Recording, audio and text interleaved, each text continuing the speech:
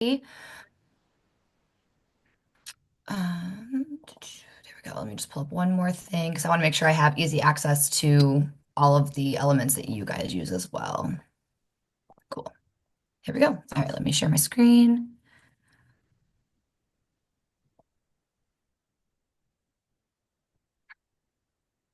Okay, so it goes weird for me when I go to presentation mode. So can everyone see the presentation?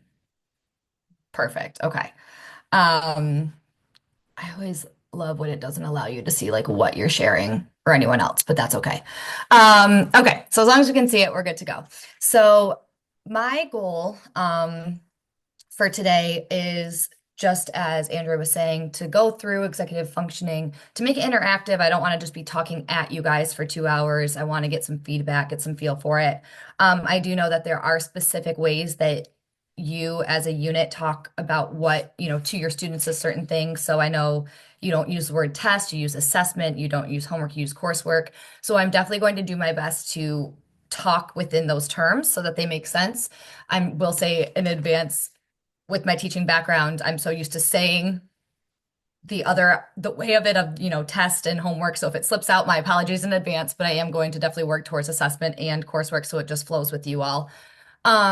So first and foremost, before we get started, just want to do some introductions. As Andrea said, my name is Nicole. I am so excited to be here with you guys today. I have a little bit of a multi-layered background, I guess you could say.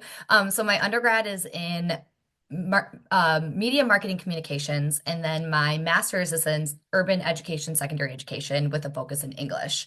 And I'm also currently going for my doctorate through GCU out in Arizona for an EDD in organizational leadership with a focus in organizational development. So I worked in multiple different marketing, social media type roles. Back in 2016, 2017, I started as a full-time teacher. Once I actually started teaching while I was finishing my master's program. So that was kind of a very cool experience to have. And then I taught all the way up through COVID, um, through January of 2021. As everyone knows, COVID was a tough time. I did not want to leave teaching, which is why I still love to do things like this. Or I, with Adrian, with Academic Partners, I tutor, anywhere from 3 to 4 to 5 students throughout the month.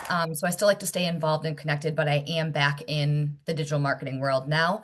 Not to go into too much depth, obviously, when all COVID was a hard time, nothing with teaching made me need to leave. It was more with how things were being operated within my school system. So was sad to leave, but nonetheless, I still get to do fun things like this. So that's a little bit background about me, why I'm here. I can tell you that these executive functioning skills I used them when I was a teacher. I use them in my daily life now as a digital marketer. I also use them in my doctorate. So there's something that they're not just a one and done skill or just something that you're going to use with your students. They are definitely something that you can start to also implement yourself. And they're in my opinion, they're wonderful. With that, I don't know if we have too much time. I don't know if Andrea, you want to just quickly go through and tell me who's on the call, as compared to everyone doing it themselves. I just know that we only have 2 hours. Again, too, I probably Yeah. won't, usually we'd pause for breaks. I probably won't do that. I'm probably just going to power through. And obviously, we're all adults. So if we need to get up and step away to use the restroom, feel free. But I want to get us as much information as possible. Yeah, I'll do a quick little run through just for time's sake. Cool. So I'm the lead instructor at VLAC, and then we have all of our amazing teachers on the call as well. And then we have our wonderful counselors, Kim W. and Chris on the call as well. And then we have our special populations consultant, Christy, as well. Amazing. Um, for teachers, they're all age groups K through 12. Yep. Perfect. Awesome. Cool. Okay. So, if we can find it with like the raise the hand or you can throw it in the chat, who has heard of executive functioning and like as the skills and the different categories? Anyone, have you heard of them? Have you used them?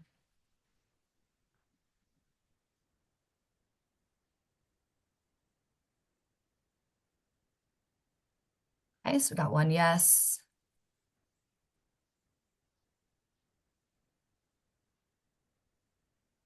Cool. awesome. So it seems like we have a good, at least we have the core concept. So that's going to be awesome. I'm still going to go through an overview of executive functioning as they are, and then we'll dive into the nitty-gritty of how I actually looked at them and what, different tools out of your guys' toolkit might be useful that you can use. And then I have the majority of it is I really want us to do different types of activity breakouts that we can really put them almost into practice. So, first and foremost, let me make this so it's easier for you guys to see. Sorry about that. I didn't realize it was like halfway through. No, there we go. Sorry about that.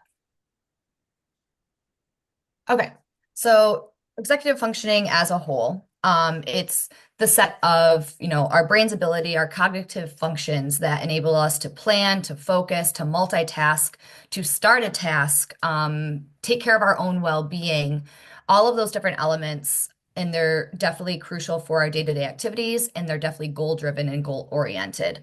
The way that we use them, we can use them towards our students, we can use them for ourselves, we can use them for our planning for our week, for our month. Andrea, are you guys, based on your calendar, do you work on like a semester, trimester situation, or how do you guys We work? work by semesters. Perfect. Okay. So when you guys are planning out a full semester, right, you can look and use them that way.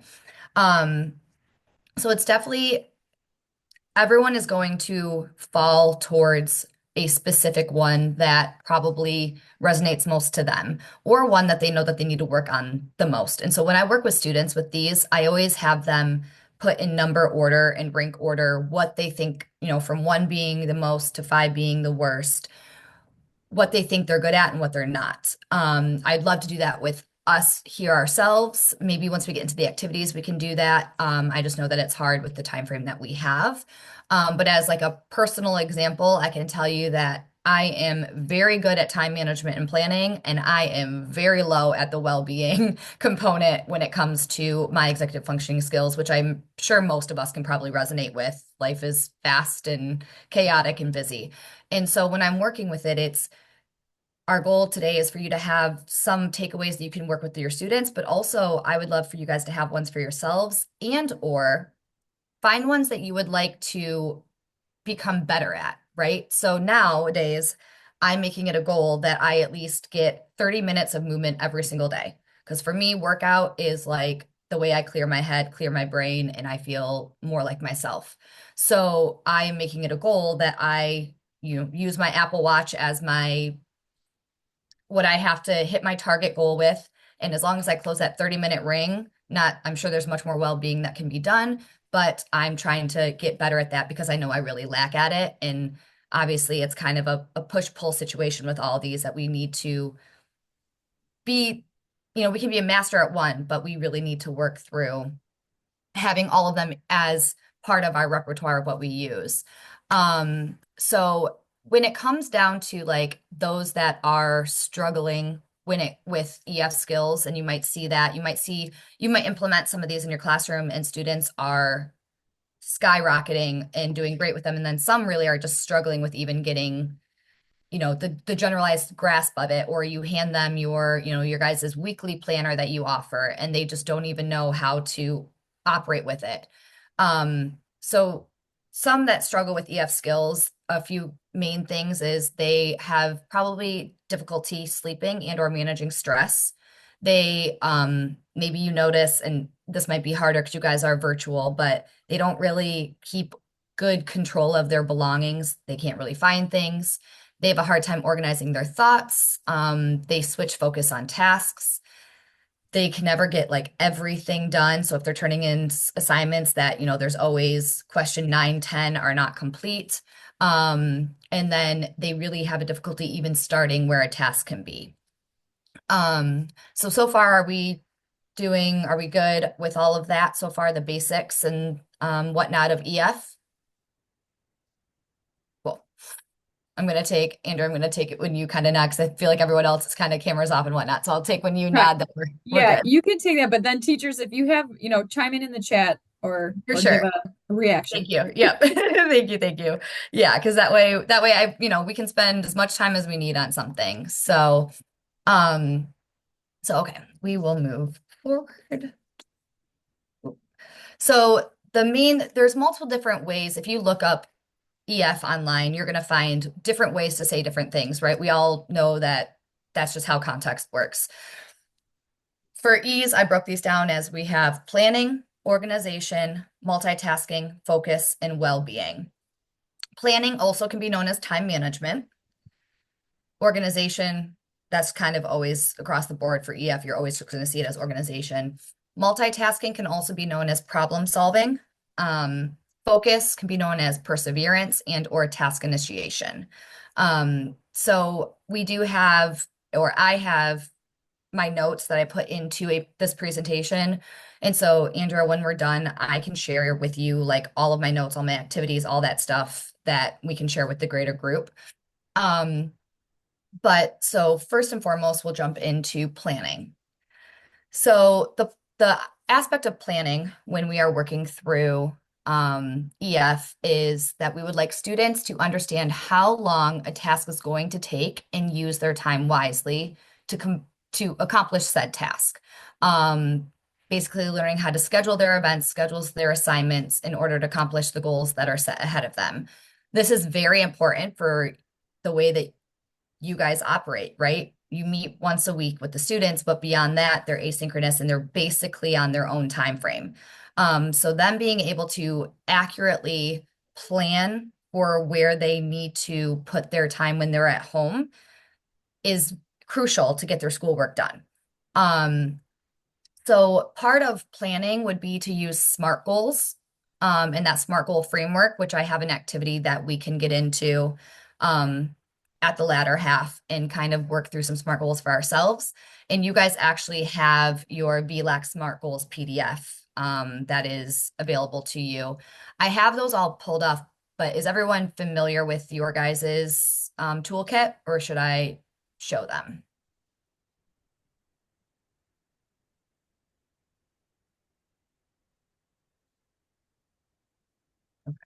Because And I'll pull them just, up.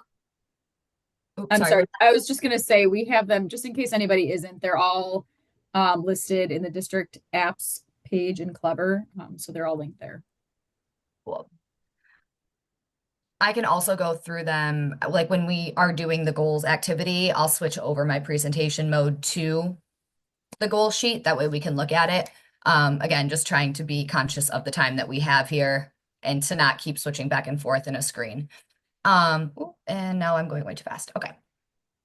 So really would be important is SMART goals, planning with your students. Another one is just encouraging them to set short and long-term goals. This could be daily goals, this could be weekly goals, monthly goals, this could be semester goals. If you know that a student is struggling, let's say in English, to read 3 chapters of the novel that they have assigned, set smaller goals with them. Can they do 6 pages a night? Can you do the math with them and figure out what those say that it's 3 chapters in a week? Can you do the math of what those 3 chapters might be and set them smaller goals and chunk it out for them and their brain might process differently in that way? So the biggest thing for planning would be really setting goals with your students, which is huge, I think, especially as we come into the new year. Do you guys does your semester roll into the new year or does it end at the end of December before you go to break? It ends on January 17th. So it rolls in. Okay. So, it's one of those things where can you use some of your break time or when you're planning for your new semester?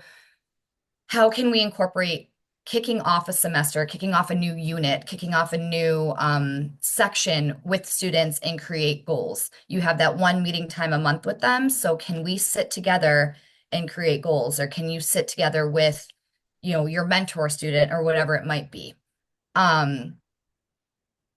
So when it comes down to that for planning, besides using like a SMART goals tracking sheet, you guys do have your monthly planner, your daily schedule, your weekly planner. Obviously for each student, they're gonna look a little differently in what they do. And these resources that you guys have are incredible, but there are also a lot of digital platforms that can help students, which I think Adrian's probably shared with you guys before. If not, I can include some at the end also. But I'm one where if it's not in my reminders notes, if it's not in my calendar, and probably also written down, like it's three places for me to check it off because I just love to check things off. But I use for work, we use an Asana tool. Not sure if most people have heard of that, but essentially I can put in all my ta tasks. I can see them for the whole year out if I know something's months in advance. But I get to hit a little to do. But I am much more of a digital planner person where I love to write things and I love to see it, but everything is fluid and changing. So I like to have that digital component and that digital aspect. And so besides, the printout PDFs that you guys have available for your students, maybe incorporate some sort of a digital idea for them that can help them plan and negotiate and track without seeing the insides and outs of your guys's, system itself. It would be like, is there anything built in, Andrea, already there? We do have every student has a Google account, so they do have access to like a Google Calendar. Amazing. Or reminders, to-dos, there's all those now. Google's kind of, Hmm. you know, created their more breadth and depth that way. So that's amazing. So maybe, not to take away from the PDF versions, but if you have a student that does lose, as we'll get into the other ones, they're losing track of their papers and they're not really, maybe um, they don't have the ability to print at home, which I'm sure they all do at this point, but sometimes it doesn't work, all those aspects. So I definitely would say you know what's right for your students when it comes to planning. But it also helps if you're showing that you are doing it and implementing it at that same time. So if you're kicking off, say it's the week planner and you could just show your students, hey guys, this is what we have going on for the week. Just want to glance, give this, throw it out there for you. And then if they see that you have it in practice, it also might encourage them to put it in practice even more. Like I can tell you in my doctorate for our Halo program, because it's very much the same. It's asynchronous. I have to have in 8 weeks, I have to have 2 meetings with my chair, and that's it. Everything else is on my own time to hit the due dates and what's due. I can see all 8 weeks. I can see everything that I have, the times and dates and what's, every single element of the description. It's up to me to handle it, which when I first started this program 3 years ago, I was like, oh, that's great. It's like a built-in planner. But even though it's right there, I'm not necessarily logging in every day because I know I have assignments due Wednesday and Saturday. Sometimes there's other ones, but like it's not in the forefront of my mind because I'm not opening it every single day at that point. Now I do because I'm writing my dissertation, but like at that point, I wasn't opening it every day. So what I had to do is I had to take every single one of those task to-dos and put it into my phone. So that way I was seeing it daily to know that I had something to work on. So it's really just making sure that it's prevalent. Let's see, I use Google Calendar all the time for my individual student meetings. Awesome. So that's putting through, so they have the reminder there, you're using it, they're getting to see that, they're getting the invite. Um, Even encouraging, students when it comes to Google Calendar, if they have a big test coming up in a week, put a reminder on the calendar for them. Um, you can invite all your students to that invite, right? So then it can be more visual. So any sort of way that we can continue to help visualize what they need, that's really every aspect of planning when it comes to executive functioning. And everyone is going to find their own way. I worked with a couple students about a couple months ago for this. It was just a session of two, and it was a brother and sister. And the sister's like, I want highlighters and all colored pens and this, that, and the other. And the brother was like, I just need basically a daily planner and to write it down. So everyone's going to find their own way. They just have to be presented with the tools. And there's always to really get it started with students, and I've seen this with when I was working with mine, incentives, right? How can we make it fun for them to want to make a planner? How can we make it fun for them to want to do goals?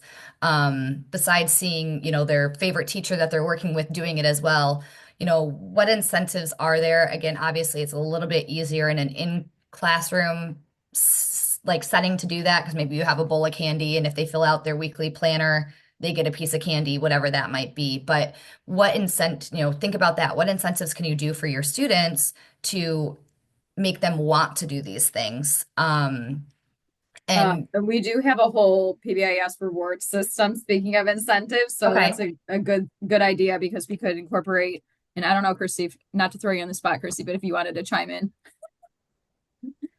No, you do. Yeah, so we do. We have a really great system and the teachers are utilizing it. It's actually going really, I think it's going really well. Okay. Because you can definitely see a correlation between the amount of points that teachers are given and just the the amount of success that they're having with kids because they really do like the things. So So is it almost like they build points and then can turn those points in to receive? yeah, it's a whole app so they can actually go Oh, right nice. into the school store and purchase what they want when they earn the points. Teachers can do individual programs and plans with kids to make it more specialized and individualized for the student, depending on like students that are really behind. So they have like a general way I think that they use it in their classroom, and then I think some teachers are also using it as to incentivize students that are like behind and really trying to get caught up.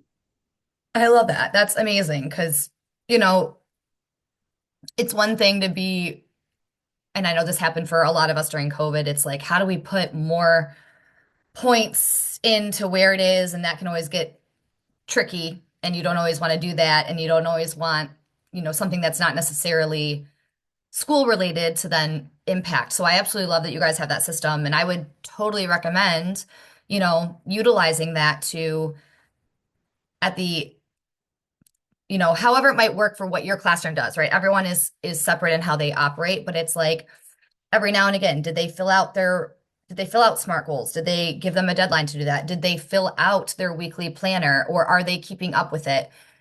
Is there a way for you to check that? You don't want to do it where it's like, I check it on Friday and then they all just fill it out on Friday morning. And, you want to see that they're actively doing it. So maybe can they shoot you a email at the end of every day to show that they've been actively using their weekly planner?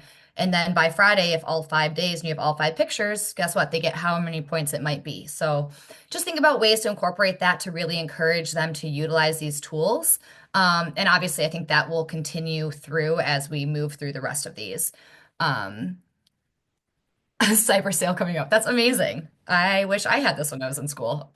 Um, I mean, Christy, I feel like you should contact GCU, even though we're adults in the program, and just be like, hey, for all your doctorates, let's give them encouragement points because that's awesome. No, I absolutely love that. So There's actually points for staff too. So, and even some staff members have given like stuff to each other. We haven't really come up with a plan to like incentivize staff because like I'd love to give like gift cards for coffee and yeah, Target gift cards, but we can't do that. So, I think that's the next layer that we're doing is to also like give back to the staff. So, that's awesome. mhm. Well, one you could do is after this workshop's done, you could figure out how to incorporate, figuring out what staff or teachers might be utilizing these tools on their own to show them for their students and maybe reward some points that way. Yeah, I love it. So cool. How are we feeling about planning?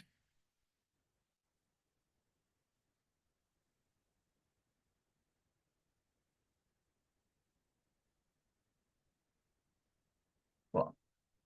Now, here's a question for the group because I know everyone kind of learns and operates differently. And being a teacher myself, I know how these PD sessions can go, um, especially when you have a full day of it. Would we like me to go from talking about planning to now the activity with SMART goals, or do we want me to just get all the nitty-gritty talking out of the way and then we could do all the activities towards the end?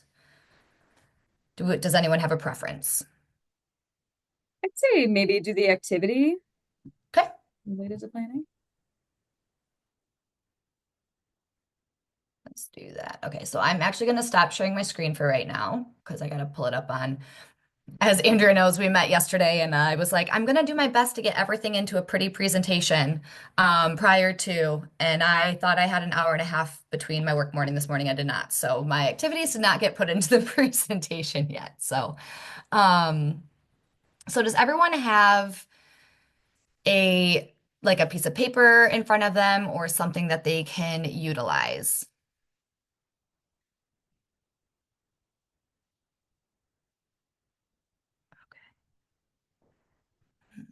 Okay.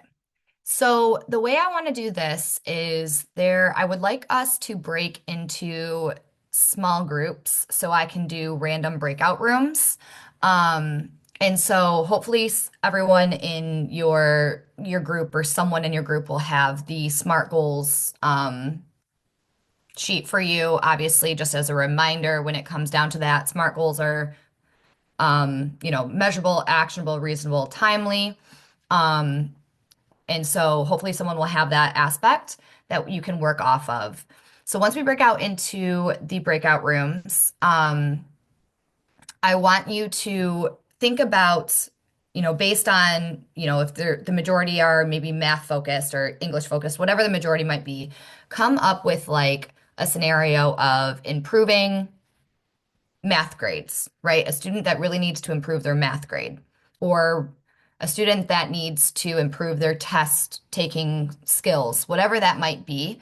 And I want you to create a SMART goal for that student that is specific, measurable, actionable, reasonable, and timely. And then we'll come back together and we can quickly go through it and present what those goals and kind of discuss how they might be applied to that SMART criteria. Everyone can use improving math grade if we want.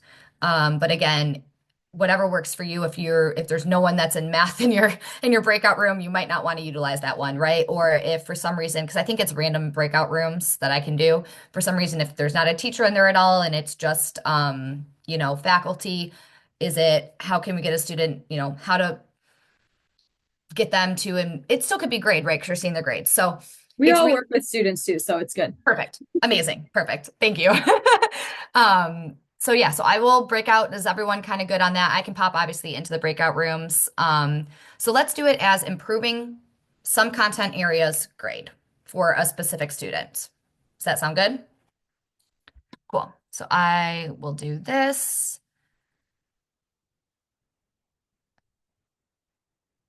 I'm going to do 3 breakout groups, which will allow us to have 3 to 4 participants in the room, and then that will be a quick presentation when we get back. So I am going to create those now.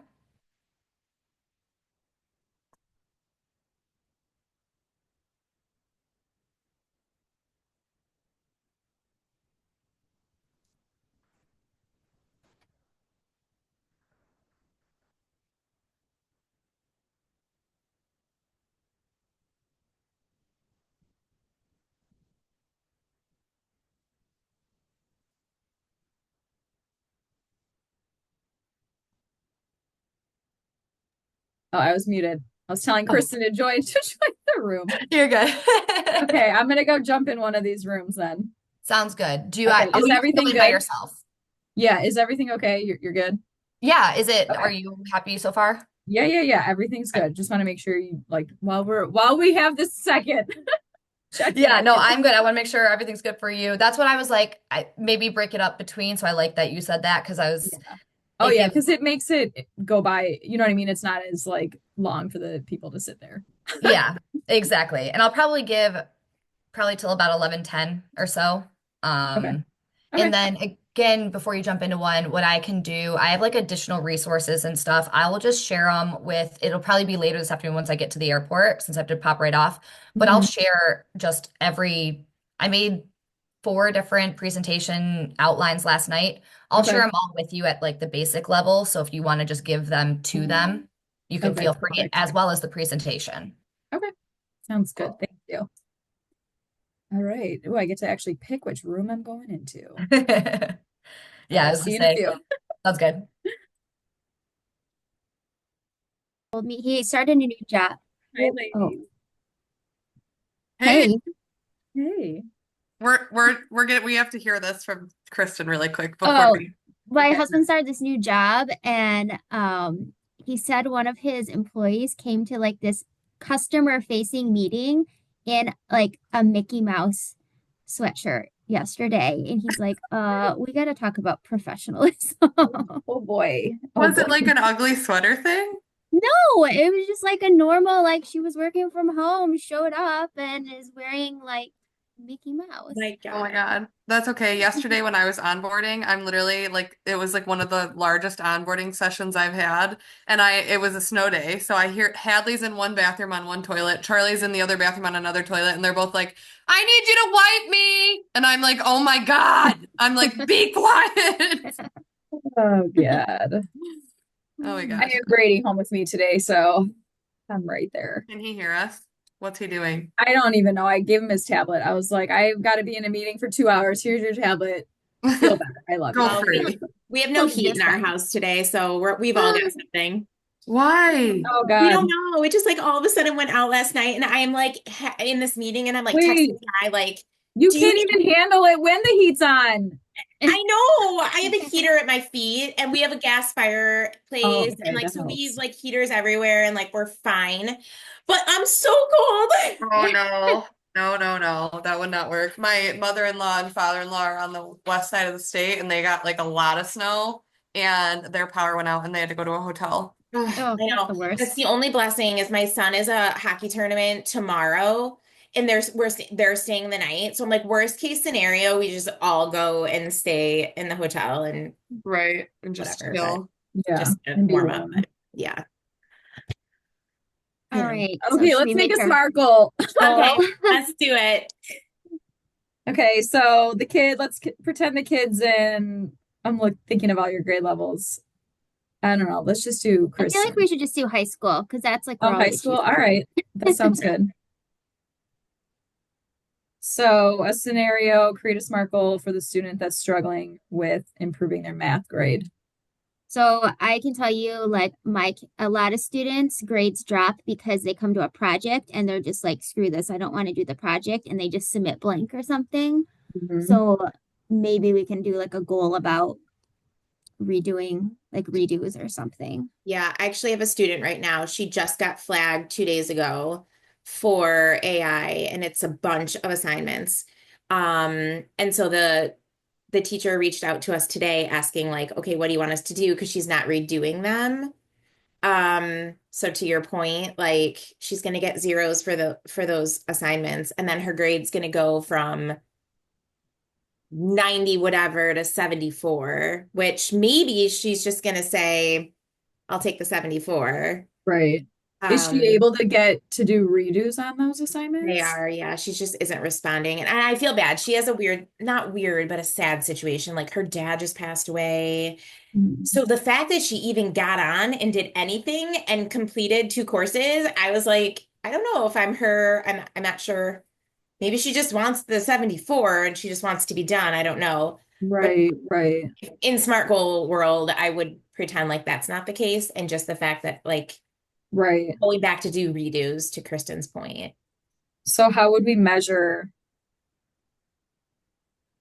assigning redos to a student to improve their Maybe grade? like give them a timeline of like each week you will submit 2 redos, or I mean, it's kind of dependent on how many they have, but Right, like in our scenario, you can just make it up. right. Yeah, they could submit 2 redos each week and then we could award them 50 points per redo. I was just gonna Yeah. say we could just utilize Yeah. PBIS. I wish that the high schoolers, like I've been giving points, and I wish that they not cared more about it. But me, I don't know. I know that it's so hard. We can't put in there all the things they probably want to earn, like gift cards and things like that. Yeah, we can't. Yeah. I know. I wish there was like some way to make them care more about Yeah, PBS. I about the think the little points. ones in like elementary and maybe even middle school, but the high schoolers, um, I want them to want it more. Yeah. Kristen, do you feel like that too? And Brittany, like with the Yeah. high school Yeah. kids? Yeah, that Yeah. I mean they're kind of like, oh, like I've off like explained it and I'm like, well, you have to do this anyway. Maybe you can get like a cool prize. And they're like, okay. Okay, so funny story this morning. Literally this morning, I was like feeling jolly and I was like, I'm gonna give everybody 25 PBIS points just because doesn't matter what you are, you're getting Just them. because happy. So I literally put in the Google Classroom, like, feeling jolly, here's 25 points. And one of my high school Aw. texted me and said, LOL. I'm like, I okay, it's not know. $25, but I told one of them when they were like staring me down, I was like, maybe like you could make a deal with your parents and Oh, like that's your a good points, idea. they could like reward you in a way you want to be rewarded. That's a good idea. I'm gonna jump in That was another room.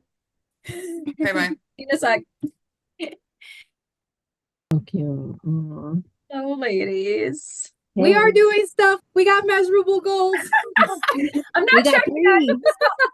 Hey, hi, I'm seeing how it's going. Yeah, Yes, we it's took a quick exciting. segue, but we're still working Yeah. on it. We've got three goals. Oh So my God, you guys did 3? We did. There's just too many ideas, I guess. yeah. Overachievers. Overachievers. Yeah. Do you want to share one of them with me before she kicks us out of this room?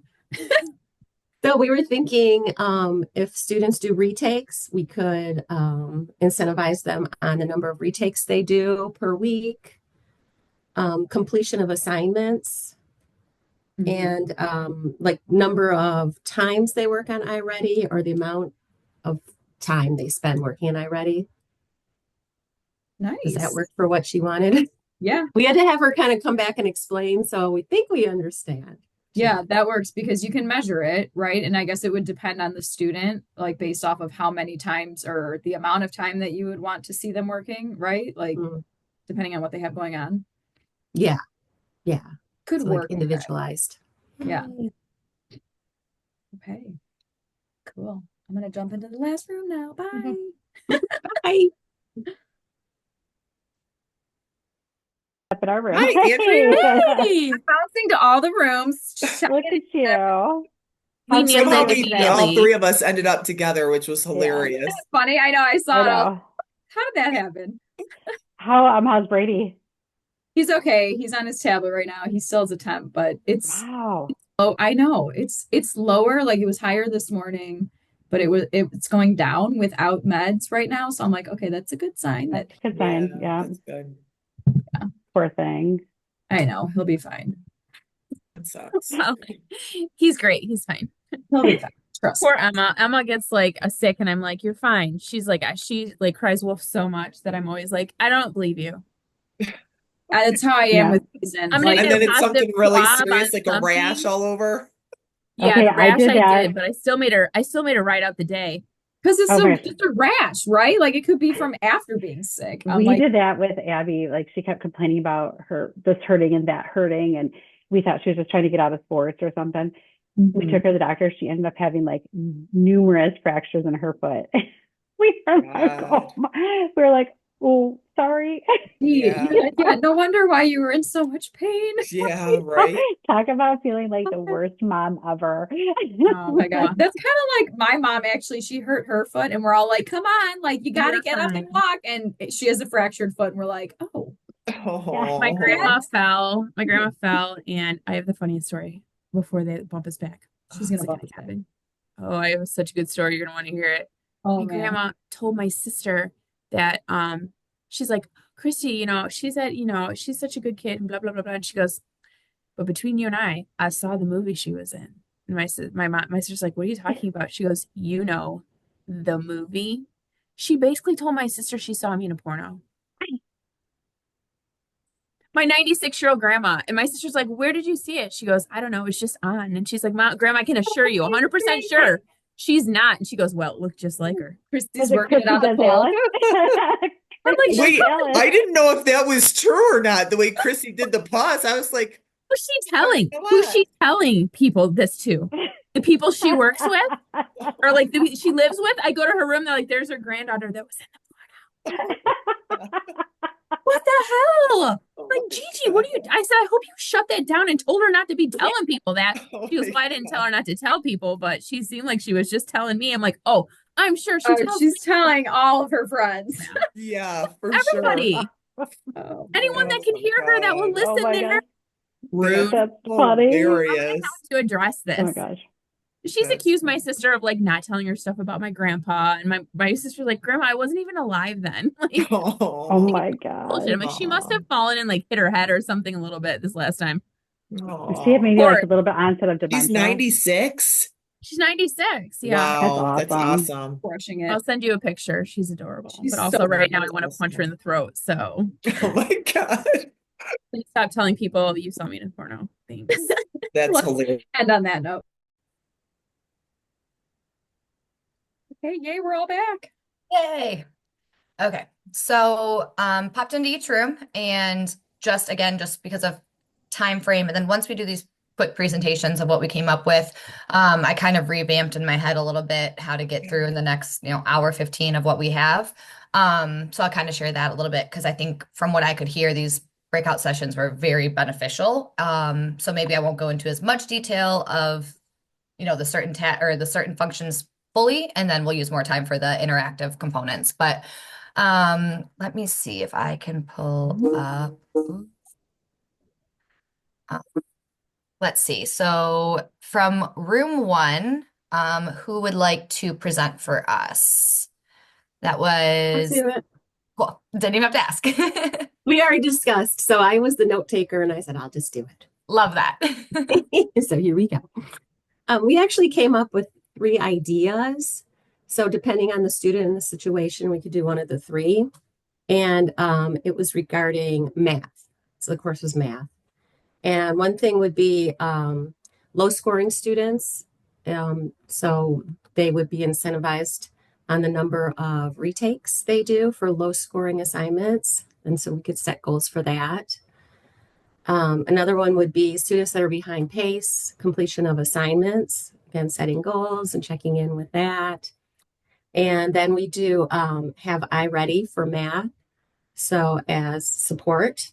And if they're scoring lower, setting goals for the number of times a week they work on it, or for how many minutes they work on it. Cool. So obviously with each one of those, as they were to like actually maybe be put into practice, that's when we would, we'd narrow them down specifically to said student. When you're saying like, the number of times they get a retake, we'd put a specific 1 to 2 for the incentivization, but very cool. Awesome. Thank you. Room 2. That was us. It was Kim and Chris and I were in a room together. We said, thinking about we thought about like what student we were working with and like our students that are really struggling, that might be just coming back from some intense things going on, in their life, and they're kind of scaffolding back into school, that we would have them choose their preferred subject area and have them do like 5% of progress in that subject area of their choice per day for a week. So it would be like 25% progress within a week. And obviously we can measure that. So that's what we came up with. Awesome.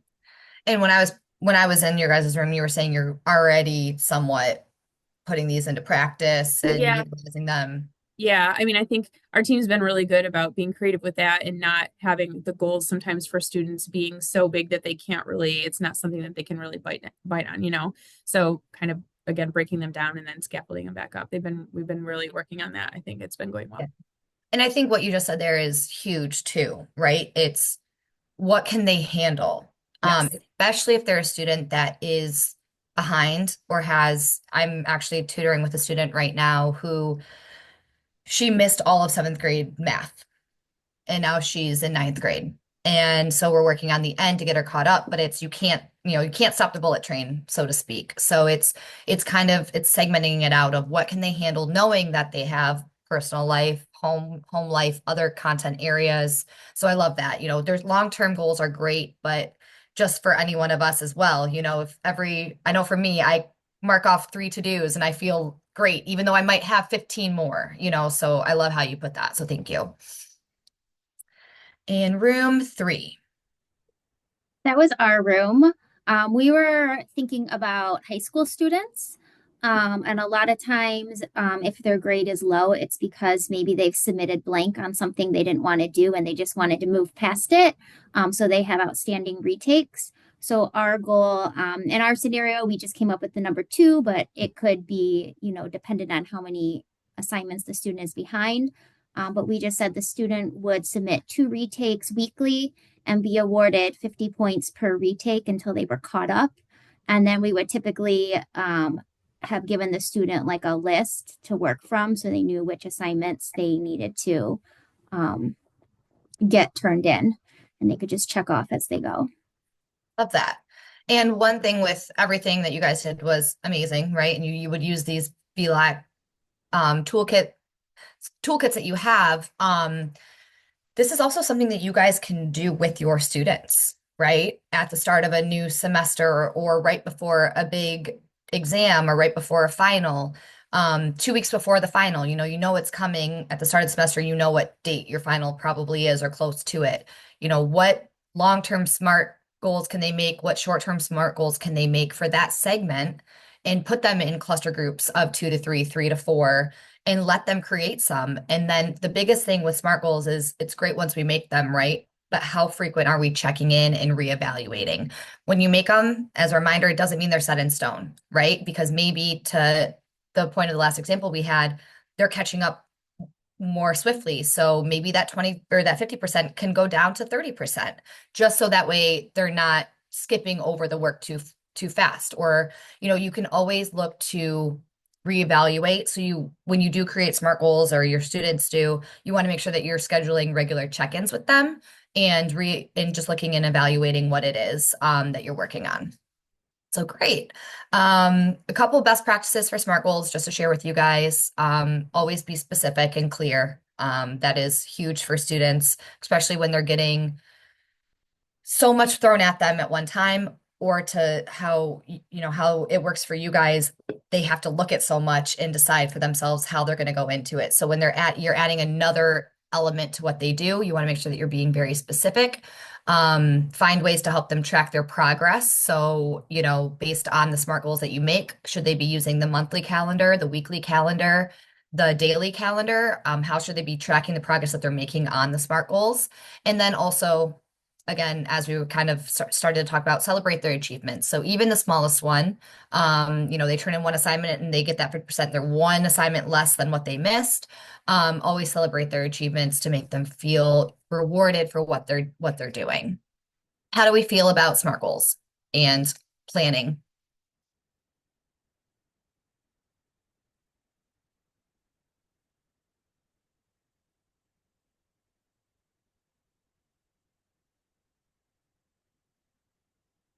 Cool.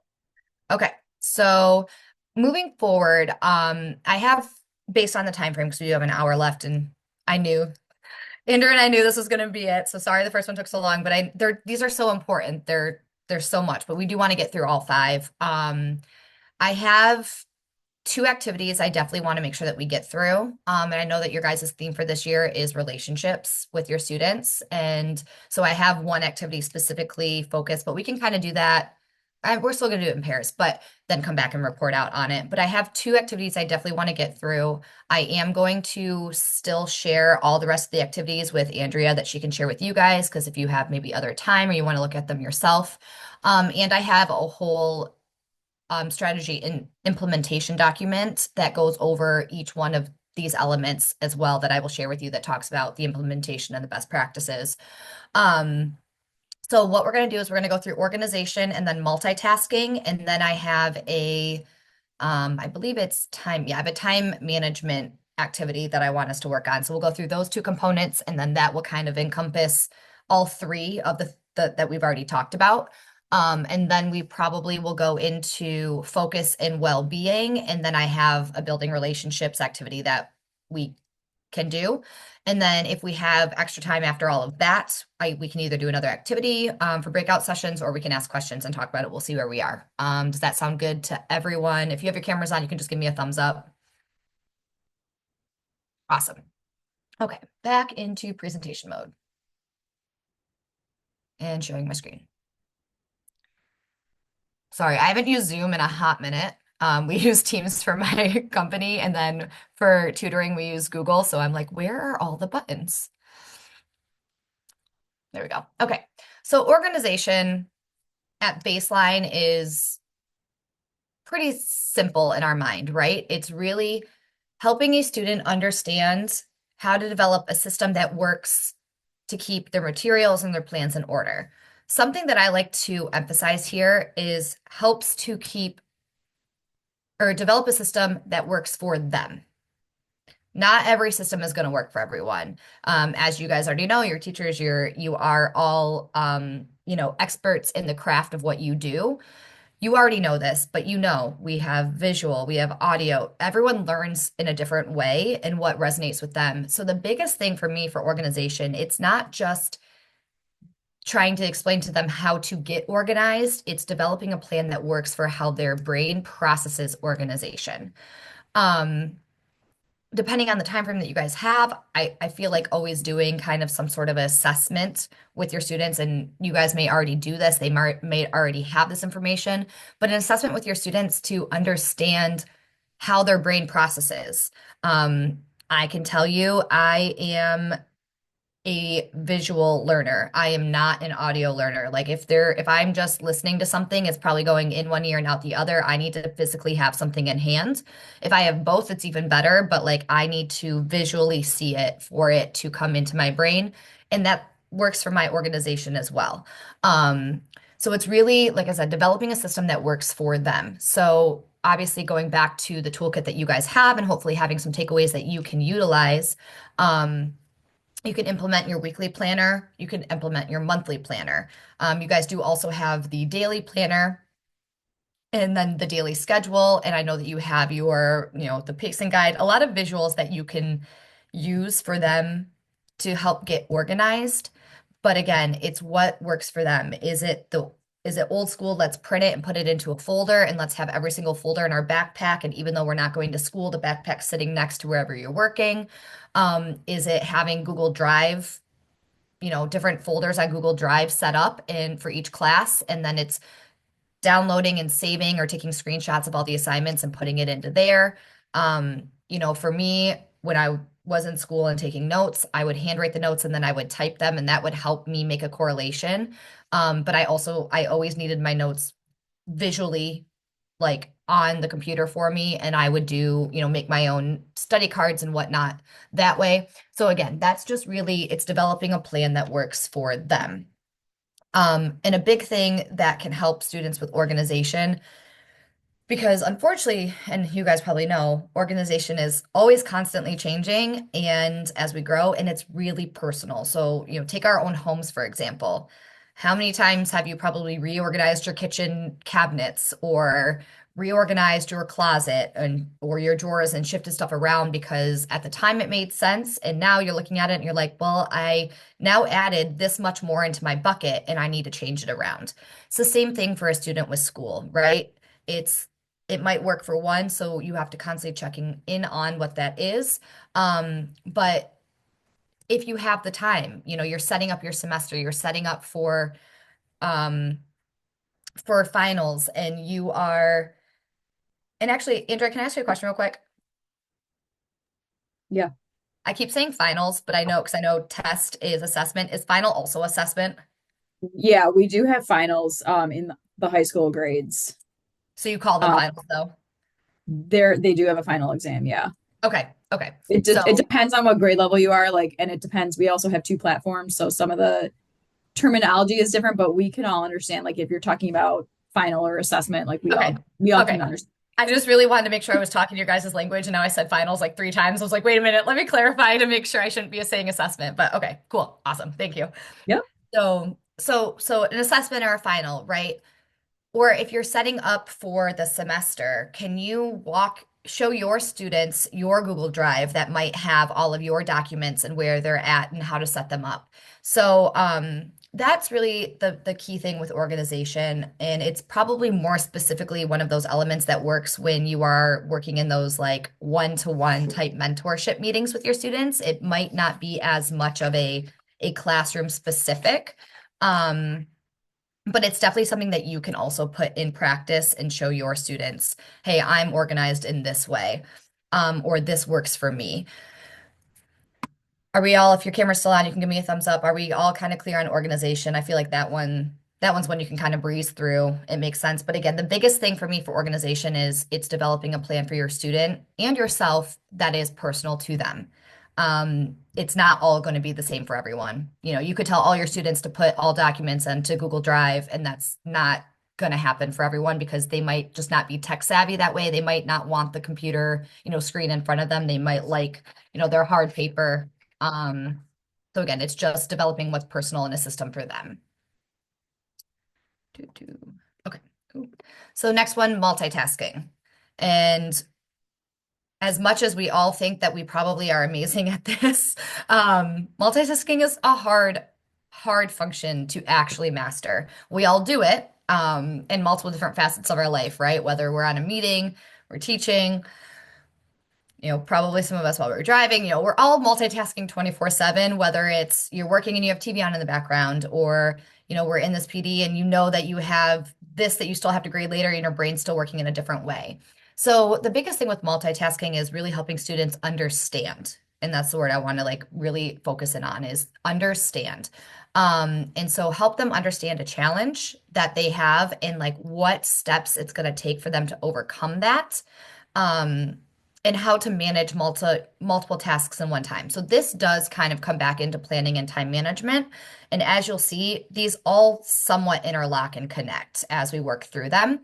And so, students they're in school. With you guys, it's obviously they kind of can work throughout their own time frame. I get it. I am a hybrid worker. I'm able, unless I'm in the office on Wednesdays when I have to sit there, I'm able to jump on a meeting, do some emails, go throw in a load of laundry. Like I'm able to do all those things and multitask in that way. But the biggest thing is for students to understand the importance of multitasking and how to actually handle it, especially when it comes to, you guys being asynchronous and having, I don't want to say more time, but they do have more time available to step away from the computer and do certain other elements that they might feel as if they can do. It also comes down to, and I'm not sure, do you guys offer, with being asynchronous, if anyone does like a sport or an activity, is it through it's something external, it's not through the school, or do you guys still They offer do that? it. They can do it through their school district that they're enrolled with. Got it. Okay. So that's another element, right? Not necessarily as much K through 5 or K through 4, depending on when things kick in, but 6th through 12th grade, you're throwing in practice after school, games, traveling. If they're doing something outside of it, for me, I know as I was growing up, I was in school and then I did the school basketball team and then I went to dance practice and that was outside of the school. And it's like, where do you even fit in homework at that time? Then we throw in, which we'll get into well-being, but you throw in it's getting dark at 4:30 at night and everyone's motivation lacks and you feel like it's 9 p.m. So it's really working with them about what they have in front of them and how to handle it. So a strategy to work with multitasking with your students is teaching them how to break their tasks up into smaller steps. And that kind of goes back to even with the goal aspect of what Christy was saying, what can they chew on for the moment that they're in? So how can they break it up? Helping them look at their week. And if they have 2 games and 2 practices that week, let's say they have practice Tuesday, Thursday, they have a game Monday, Friday. Okay, well, Wednesday, they really probably should hone in on their schoolwork. Or do they have an hour and a half between school and practice? How are they using that hour and a half? Are they sitting, obviously it's not the same as being in a school and just sitting in the lunchroom while you're waiting to go into the gymnasium, but like, how are they using that time? And so the biggest thing is just teaching them how to look into it. Your guys' daily, monthly planner would be great there. I think the Google Calendar is a huge component to use here with the students, or a handwritten calendar. They probably know what school tasks they have and what practices they have for that week. So how can we break that down for them? Show them, even show them an example of your calendar, right? And pull up and be like, all right, this is what I have. This is my appointments. This is this, and show the example. I know for myself, days, especially like towards the end of the year with work and we're having, a lot of projects that need to finalize and I have a lot of tasks at hand. I will even schedule in my calendar, like work on this. I have a meeting at 9, I have a meeting at 11, and I will block off my calendar from 9 to 10 that says, work on said task. So it might be on my to-do list, but I am actually setting aside that hour to work on that specific task. Sometimes it may or may not happen, but I'm at least putting it into practice to see it. So, breaking down with your students using the Google Calendar, could they could they put 30, 45 minutes for each coursework that they have in their Google Calendar, and they're going to get that 15-minute reminder, oh, now I'm going to maybe finish where I'm at, but I'm going to then switch. And now I'm going to switch gears and move into this one. And then that way they don't forget about it, first off, because they might finish one task and be like, oh, now I can go watch 45 minutes of TV and not be thinking about it. How are we feeling in general about multitasking before we jump into the time management activity that I think will round out both organization and multitasking? If camera's on, feel free to give me a thumbs up or, do it in the chat. Perfect. Cool, cool. Okay. So I will stop sharing.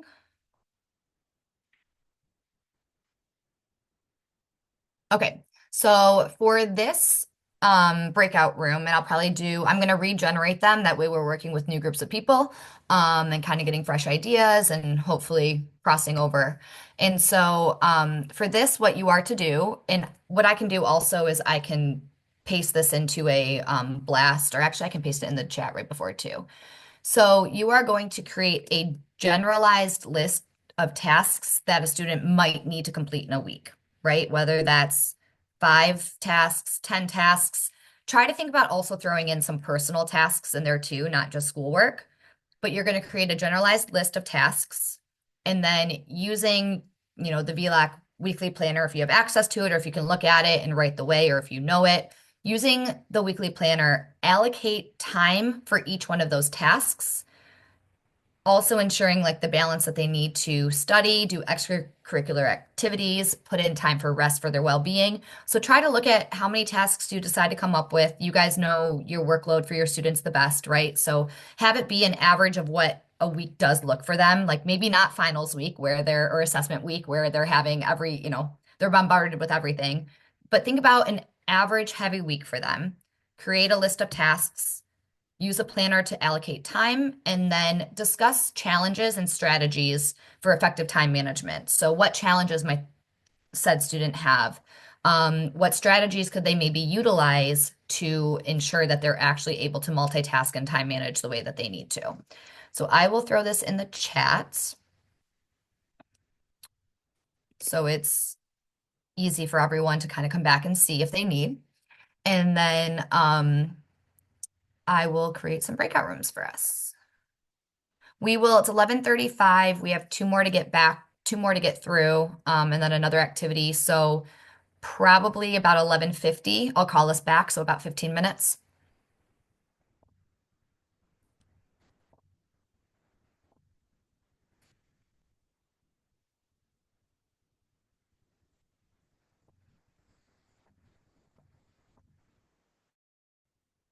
Hello. Hi. How's it going? Good. Yeah. All right. So Okay. I heard what she said about daily tasks, and I went back to a document that I use with new students in the beginning of the year. So I have like weekly tasks, and then I have daily tasks. So weekly tasks, complete attendance, weekly interaction, weekly live lesson, drop in virtual office hours, check weekly progress, and then daily tasks, complete daily lessons, check email daily. And then I opened up the Can you share it? Will you share it with us, Martine? yeah. That'd be lovely. Let me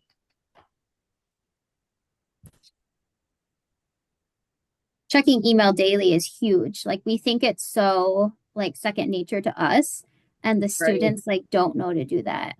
Right. I'm gonna send it to you guys in the chat. I don't know. Oh, it's gonna go to everybody, so I'll just add you guys to it. I don't know if that will come up. It's towards the bottom of the document. Where are you sending it? Or Because if I send it through the chat, it goes to everybody. to everybody? Okay. Yeah, I just looked. It should come through your email now. Got it. Hopefully. Yeah. Okay. So it's towards the end where it says like weekly tasks, and then I explained them, and then daily tasks. And then I think she said the other direction in her directions was to open up a one of the planners in the One of our EF yeah. tools. Yeah. So I was thinking maybe like the weekly planner, but it doesn't really give room for personal, but Yeah, but we could even change, like, if we wanted to, we could change like the my goals or the to-do list to say like extracurricular or Mhm. whatever. I think this is great. I think it's a really great guide, and it could be paired with the daily schedule that we have, like in Clever. Do you know what I mean? Like taking Mhm. these items and having them plug them in where they want them to go, would Totally. be Yeah, we really kind of great. did that for the students that attended the like first 2 week lessons with the Mhm. high schoolers. We gave them like a document because like a lot of like I found a lot of my seniors work. Like they have jobs. Oh yeah. Yeah. So they And have to that's Yeah. so like much to manage for them, right? Like yeah. daily schedule. I know which one you're talking about, Kristen, that Yeah, they do had you to make remember their we daily and I mean schedule. of course not many shared them with us like as we asked them to, but I had a handful that we said like share them with your mentor teacher and they came through and it was like just good for me to Mhm. see like, oh, you're working when I'm trying to reach out to you. That's why you're not answering, like just Yeah. those kind of details. I think too, like one of the points that Nicole made was like creating those goals, but then like checking back to make sure that the students are doing them right. So like if you guys did this like the first 2 weeks, then like bringing it back to see like who's still even using it. Like, is it still working for you? Hmm. You know what I mean? Yeah, I think the follow-up is really huge too. Like just making sure and seeing if you can help them tweak and like support them in that way. I've done like as an interaction, earlier in the year, like, okay, now that we've been in school for a month, how's your schedule going? Yeah. Like, what do you need to change? What's going well? Just kind of, I use the interactions like kind of to force them to communicate things that we need to know. So, That's awesome. You got to work it however yeah, you I can, mean, right? anything optional they're not going to do, I mean, I'll tell you guys, like, I can see, like, even just looking at like the PBIS points and stuff, I can see how many points everybody's giving out.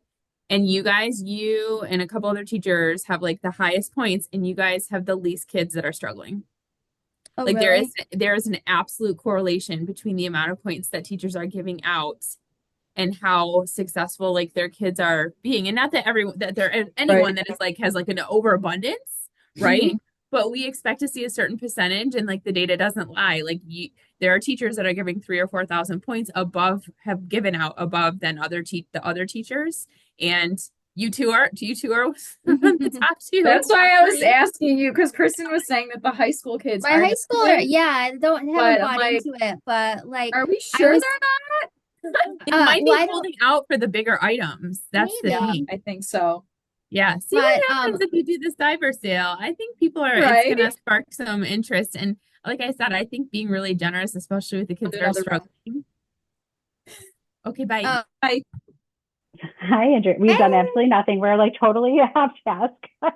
We're talking about Florida. Friday. Yes, I was teasing them with the weather in Florida here. Oh, Yeah, because we nice. see the summer glow around her. Not Right. summer glow, We but can the tell you're in glow. Florida. You So wouldn't tell by the temperatures because you'd be freezing, but it's better. It's like getting better. It's going to get really nice the day we leave because that's how it always happens. Well, Yeah. well, I'm just checking in. How's it going? going good. Well, if we're looking at the generalized list of tasks they need to complete week, I think the pacing guide definitely is helpful because that because it's easy for me then put an interaction going by the end of this week you should be at lesson blank, you know. Um I think for high school, I've been trying to encourage students to use that course report and like print it out and kind of make it their almost like a checklist. Like I cross kind it of off when they're done. cross it Yeah. off when you're done. So and I wish there was like a way to incorporate that somehow in like the next year for them because every course map is different or course report. Well, and one of the feedbacks the teacher gave too is like when they start at different times, that, it automatically adjusts in like Imagine, but it doesn't match then now, like the mapping. Oh, really? Like it doesn't like in the printed, like it doesn't match the planner. Oh, our planner. Yeah, yeah. So then Yeah, we would tell them to defer to the digital one because it's more Sure. updated. up to date. Yeah. Yeah. Yeah. Okay. So, but I don't know if that's like that for Lincoln, if it shuffles like that. I don't think so. I think just the Okay. dates are adjusted. Okay. Yeah. Yeah, I And feel then, oh, go ahead, Shannon. oh, sorry. And then just looking at like the list where it says like participants will allocate time for each task. I'm like, well, like for Imagine, that's one thing I like about Imagine is that it's easy for me, and instead of saying, hey, work on this many lessons, Mm-hmm. work at this much time, Hmm. to stay Right, on pace. right. So when it We comes to used you like as an allocated example time, in it's our like, last one, Shannon, about like attaining a certain percentage, not necessarily yeah. time, And because that's helped too. So, yeah, Right. we And I like feel like that. it depends on the student, right? Like it depends which method would work best for them. And then I know like in the past I've had students that like with high school, you guys know, they all have jobs, right? Yeah. And like that takes Hmm. up a ton of time. So like even just sitting down, like I would sit down with these students and like we would build out like and I would ask them questions like what time do you usually wake up in the morning? Let's put that down. What do you have Hmm. breakfast or do you usually wait till lunch? Like you usually do that around like 12? Okay, let's schedule that in. And like Yeah. scheduling like every little part of their day, even if it's like work, breakfast, like get dressed, you know what I mean? Just because mhm. like they're not going to be doing any schoolwork during that time. Yeah. Hmm. Yeah. So, and I think like the daily schedule, I think is a super useful tool for that. Do you think for Imagine next year we could have more of a pacing guide for our like with percentages? 'Cause I know like Calvert we had that because it's like, oh, move like 3% each week, so it's easy to go and say like on this week, like go and be at this percentage. And I see like based on like the progress monitoring that like Imagine does have like similar like percentages like at the same time, like the ones that are on pace are like saying, hey, everyone should be at this target completion. Uh, And I guess Does I'm it confused, vary Shannon, by class because though? you have percentages in the oh, that's a good, yeah, see, yeah. Yeah. Okay. So they didn't do the digital version 'cause that's why I posted in my Google Classroom is the digital one. I can send it to So you if you want. yeah. And whatever feedback, we'll probably share this in January. But Hiba and I are going to work on the pacing guides together this year. So like if there's feedback for those, we'll take Okay. it. So Can we do Okay. percentages in Imagine, or like is there a way, or is it consistent across all classes, or would it be Probably something we just have to come up with? probably not. Like we do have percentages in our pacing guides for Imagine. And like the thinking behind it was just that like they're obviously all going to start at 1% or 0%, and then they have to get to 100. So we're going to space it Right. out throughout the time in the semester, and they can use that method to get to the end on time, or they can use Or the other pacing in the one. platform. Yeah. Okay. So, Yeah. because Same some thing in people, Imagine. what? The same thing in Lincoln. Like we tell them you Right. can look at the due dates or Hmm. Or like the she said, number it of was like lessons. divided Yeah. into yeah. Yeah. Because Okay. some families, especially with Lincoln, like the feedback that we've gotten is that they want to see, like, oh, today's September 3rd, I have to do lesson one. Check. You know what I mean? Like they Hmm. yeah. want to be able to see that, not just like the dates that are in the assignment grade book. Yeah. Um, Yeah. so yeah, and like I don't think a ton of Imagine students use the pacing guide, to be honest. I don't think they do. I think because they're online in the system, they're using their system. Right. I mean, Yeah. I would. It makes it's like right there for you. I almost Right. wonder if it would just be better to refer them to that, because when teachers, I'm guessing for their SSM data, they're using that percentage versus looking in the book. Do you know what I mean? So like if the percentages aren't matching necessarily what's in the book, that's what's being used too to like determine, Mm-hmm. how behind they are or not. But they should be pretty aligned, I would say. I think they're, yeah, aren't they fair? Are they? think they're fairly close. Yeah. I mean, Oh, they're not gonna okay. be perfect, but Yeah. give or take.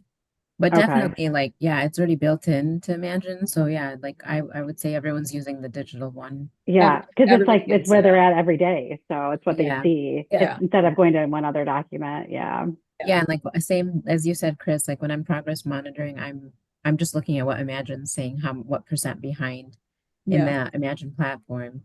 For Lincoln, I do look at the our pacing guide for progress Okay. monitoring, Yeah. but yeah. Yeah. Because when we were doing the training on that, that's what we determined or whatever. Because like Lincoln doesn't have, it's not like Imagine it's just built in. Like it's so easy to look at it and say, okay, the kid's 4% Right. behind. But Lincoln is It's not not. so pretty. No. So we have to use like the pacing guide to even see where they're supposed to be and then subtract based off of their progress, their gradable progress. Hmm. And So, even that isn't always aligned because no. there are some classes have, I don't know, like less assignments, or I'm not sure why that is, but they're Yeah. not My always fifth aligned. grade ELA is so like because Andrea, that I did the spreadsheet Yeah. and like the ELA, there's at least like 15 assignments more than the other courses. Okay. Yeah. Wow. Yeah. Yeah. So fifth grade ELA, is like I believe the list that like this, and then all the other ones are like this. there are some classes in Lincoln ELA that have just like an insane amount of assignments compared to the other classes. Yep. I'm talking like double. And I'm like, Yeah. Wow. wow, A lot why? of feedback from my fifth graders is that their least favorite class is ELA because there's as quote there's so much to do, Yeah, and the I um feel them. so it's kind of one of those where okay. I wonder Yeah. if we should look at that though, like maybe omit some of it's so easy to omit, and now that we've learned it, like Oh yeah, maybe yeah, it just yeah. decrease. Like I know the spelling is unreal. Like Amber Baxter, poor girl, was so she was complaining about how there are 20 words now. Really? Oh I don't know gosh, what grade she's in now, but yeah, like she's in maybe third, I think. thinning it out or something. Hmm. I don't Yeah, summer work, summer work. Yeah. Have Right. I'm like loving the filter that makes my teeth look super white. I know. What is this filter that you have on? Maybe I I need don't know. one. It's so wild, I but my always teeth look put the super white. cinnamon one on. Oh, I think I have a different. Oh, I know which one it is. It's like it's Should I show up oh like shoot, this? I love it. Gosh, I think it's like the yellowish one. That might be why. So my teeth like must pop out. Oh,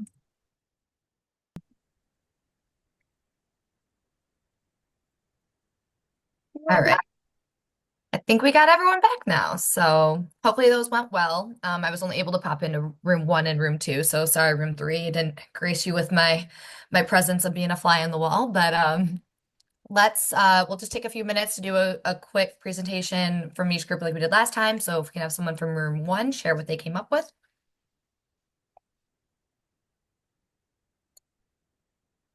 Was that us? Yes, it was. So we talked about just for one using we have some executive functioning tools in our toolbox. So we talked about that. Um and just the need to help students, like you said, learn to get that well-being piece in there for themselves. Anyone want to add anything else that we talked about? We talked about like coming up with a good effective schedule, but also not overdoing it to the point where they're losing that mental health piece. Yeah, I think that's important too. You know, we can plan to make a plan to make a plan, but that can almost be worse, right? So it's finding that happy medium. I can give you a very good example from my own company right now. They love to have a meeting to have a meeting. And I'm like, it could have been an email. Um, so many of our, yep, jobs is another component, besides after school activities. Exactly. That is huge. So, I love what you said there. It's helping them plan and make a plan, but not to overwhelm them, in person and online. So finding the balance. Yep, that's important as well. Awesome. Thank you, room one. Room two. That's us, I think. Um, so we came up with weekly and daily tasks. So, for example, like weekly tasks would be complete attendance, weekly interaction, weekly live lesson, weekly drop-in virtual hours, office hours, check weekly progress. That was a big one. And then daily tasks, complete daily lessons, check email daily. And then we said that they could fill in these tasks on the VLAC weekly planner and put that in where put those tasks in where they think they fit best. Love that. And did you guys talk about it all about, how you would maybe regulate that they are doing this? We could give them PBIS points for that, and I'm not sure. Did we discuss anything else as to how we would regulate it? We talked about following up. I Okay, think. I was gonna say it wasn't part of the following task. up I just threw it to out there. make sure that the student that it was working for them, that that what they had in place and what they had built was working, and then otherwise how to support them if it wasn't, and come up with a different idea. Perfect. Yeah. Yeah, no, that wasn't part of the 3 steps. I just was, since you guys had that detail, I wasn't sure if maybe it came up in discussion, but exactly. Again, with all of these skills, with everything that you guys even do within your students with your coursework, everything is fluid, right? We can want it to work the way it is, but everyone changes and grows and develops every day. And the first task and element that you help them with, they may master that with time. And then they need something more complex to help them, because then they get bored with it and it's not working anymore. So checking in and staying on top of it with them is very, very important. So awesome. And room 3. I think that was our room. Yes. So we talked about like looking at the course mapping, and even like having them print out the course mapping and check it off as they finish it, kind of almost like a to-do list, so that way they feel some, progress and accomplishment. But then we kind of really got off onto talking about the progress mapping and like the differences between what we have in print and what the students are really accessing. One of our platforms, really, it's right there, it's online, it's the little bar graph. So we kind of got off on talking about that too, but then also taking into consideration like their schedules, because we got the kids at the religious schools, like Shannon said, we got, just they have jobs. The high schoolers are out doing jobs, and some are playing sports, some are hybrid. So trying to help them figure out that balance. Yeah, and I think that's where even really driving home to them, like schedule in the time for it. Because odds are in their calendar, they have their work shifts. Odds are, they have those elements as reminders, because I mean, I remember being in high school having a job. It's not like you're most likely not having the same shift every single day, especially when weekends come. So they're probably utilizing the calendar already. So with that and that balance, it's okay, can you put study math for 1 hour in your calendar, and kind of making that a useful tool for them. So that's awesome. I also love the idea of printing out, the guide for them. I will say, when I went to Arizona for my first residency, once I was getting into my dissertation writing phase, they said as a goal to not get overwhelmed with it, they were like, print out what you need in a dissertation, tape it to a wall, and like when you get one section done, cross it off and like see the progress going. So I think that's a wonderful idea too. I love that. Great job, guys. How are we feeling so far? If your camera's still a thumbs up. Can I add one more thing really quick? Yeah, of course. So one thing that I've done with students in the past too, when you're building this daily schedule with them, is to even think about like not only just like jobs, or like if they're at religious school or taking 3 classes in Bloomfield, but really taking into account like what's going to work for them, and then building in every little part of their day. So like even including, like I would ask the student, what time do you wake up usually? Obviously it might vary based on the student, but some of them have like a time that they usually wake up. And then incorporating like times where they're going to eat and break time and all of that into that daily schedule.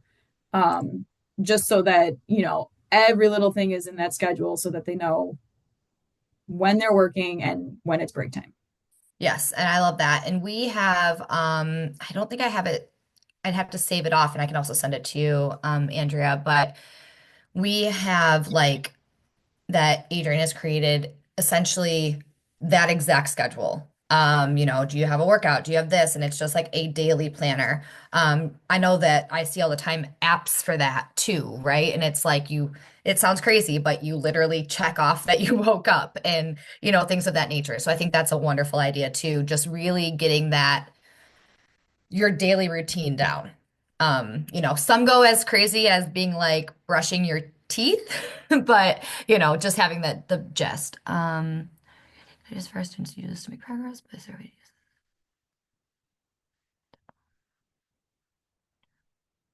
Sorry, we are creating good ideas for our students. Okay, but is there a way to use this for?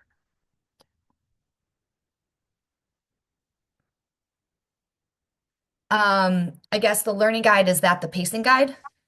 The learning guide is the parent at home. So I can kind Okay. of help answer this question. Okay. But so essentially, Shannon, you could teach, like if you were going to teach your students some of this content and information, you could do the same thing with the learning guide. So especially like if you have a K-5 student, you might want to teach your learning guide some of these different things, like how to plan, organize, like create that daily schedule with the learning guide, and then they can kind of do it at home with their first grader or second grader.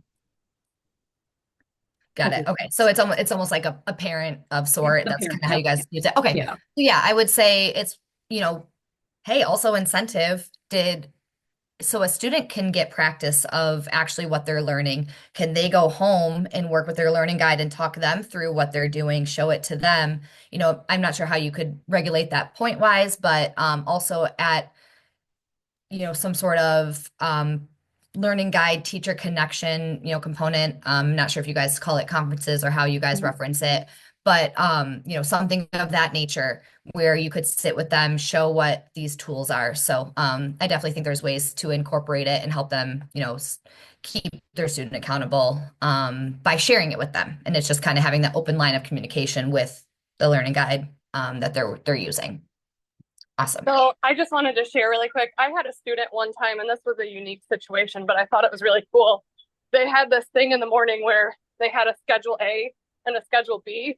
And depending on how they were feeling that day, schedule A was like, I'm great, I'm going to get all this done. And schedule B was like, I'm having such a bad day. This is the bare minimum of checkpoints that I want to have. And it was so effective for them.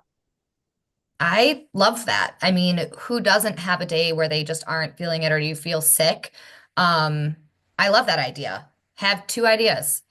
This is I don't want to say bare minimum, but that's what it is, right? This is the bare minimum of what I need to get done. And as we get into the next one with our well-being, that's them taking care of being aware. It sounds like that student was very aware of their well-being, right? They needed to get a certain amount done, but then they couldn't do more, or they can get everything done. So I really, really love that. And that can, with everything we've talked about so far, that can resonate to all those components. So thanks for sharing, Brittany.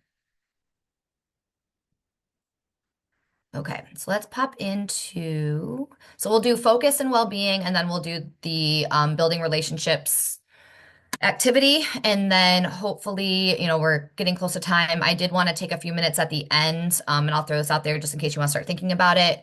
We have time for questions and whatnot, but I did want us all to just go one by one and kind of share a couple takeaways that we think we might be able to utilize for our students. Just so we could say that we want to do that and then never speak it. But I always feel that if we're speaking something out, it means we're more apt to probably follow through and do it.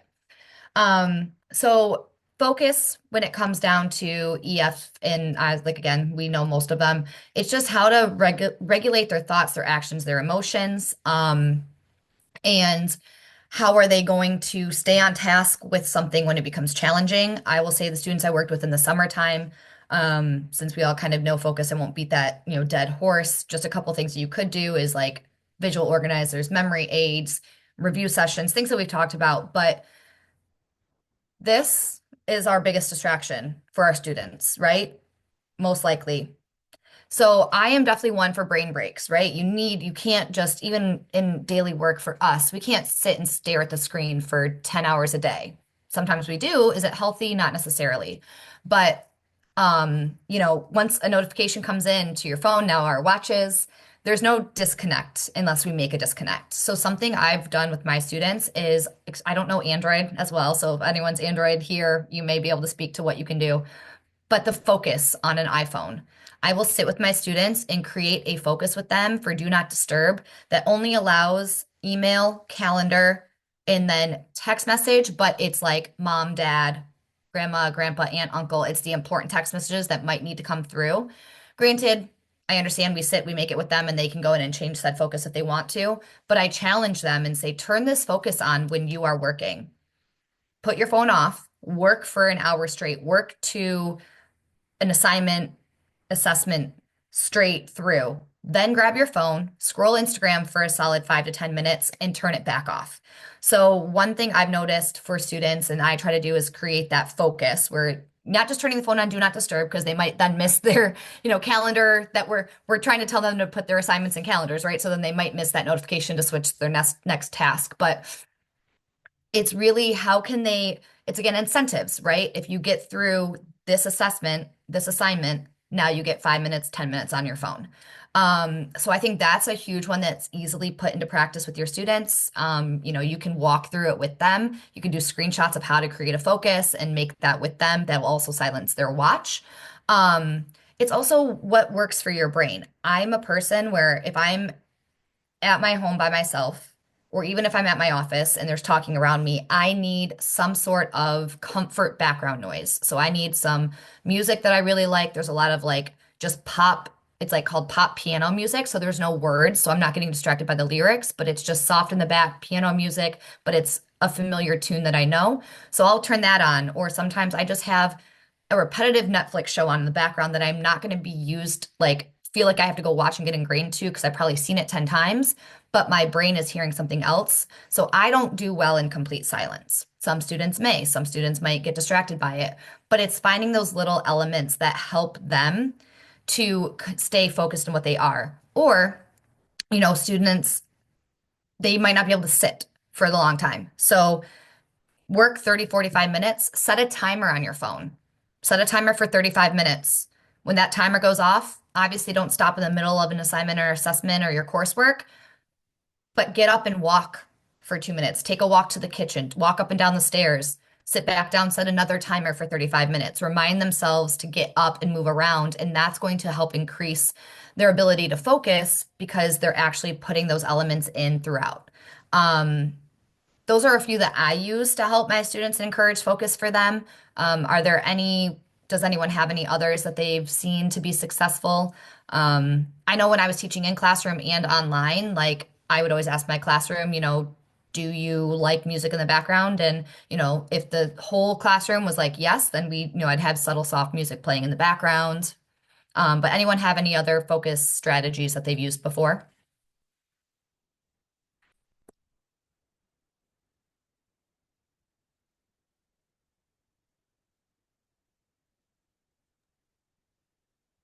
Okay. So those are a few One things. thing I was gonna say was yeah. just that, sorry, I couldn't unmute, but the headphones, sometimes it's the opposite. The kids can't really concentrate with the background and whoever's home and whatnot. So noise canceling headphones sometimes has worked for some of my students too. Yes, exactly. Even just like AirPods, I don't like the noise canceling aspect because I feel like my head is in a tunnel because it's just so there. But like even just putting those in and putting the noise canceling function on and drowning out what's behind them, that's also a really, really good idea, making it so they can stay into where they're at. Cool. I did just realize that because of time, I didn't share best practices for time management and organization. So I will, if we have time, when I do focus and well-being, we'll just kind of talk through all those as well. And so then moving into well-being,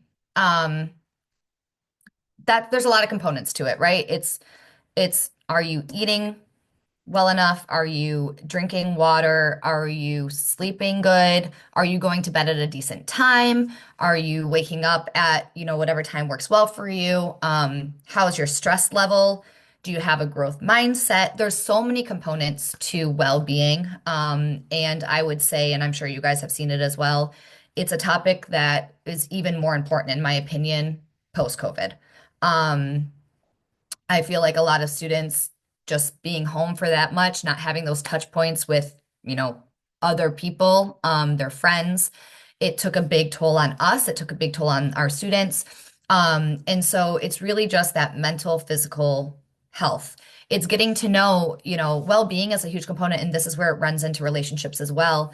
It's getting to know your students. And, I was sharing yesterday when Andrea and I talked, I shared a story with her about one of my students don't have probably too much time to get into that, but it's just, do you know what makes them tick? Are you able, do you know someone had a soccer game the night before? Hey, before you get into it, how'd your soccer game go when you guys are meeting, on your 1 week of one weekly meeting? Or are you talking to them on the side as the mentor and you know what's going on? Or, you know, is grandma in the hospital? It's keeping tabs on them and being able to make them feel validated and cared about while also knowing like what motivates them. So,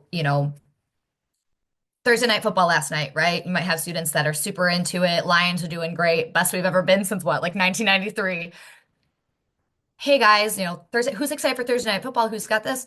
Turn that into, okay, so once school's done and your work's done, and kickoff's at 8:15, what are we gonna like, how are you gonna manage your time to get your schoolwork done so you can watch the game? You can also turn it into being like a motivation of, oh, I should probably get my schoolwork done so I can focus in on the game and really watch this without any other distraction.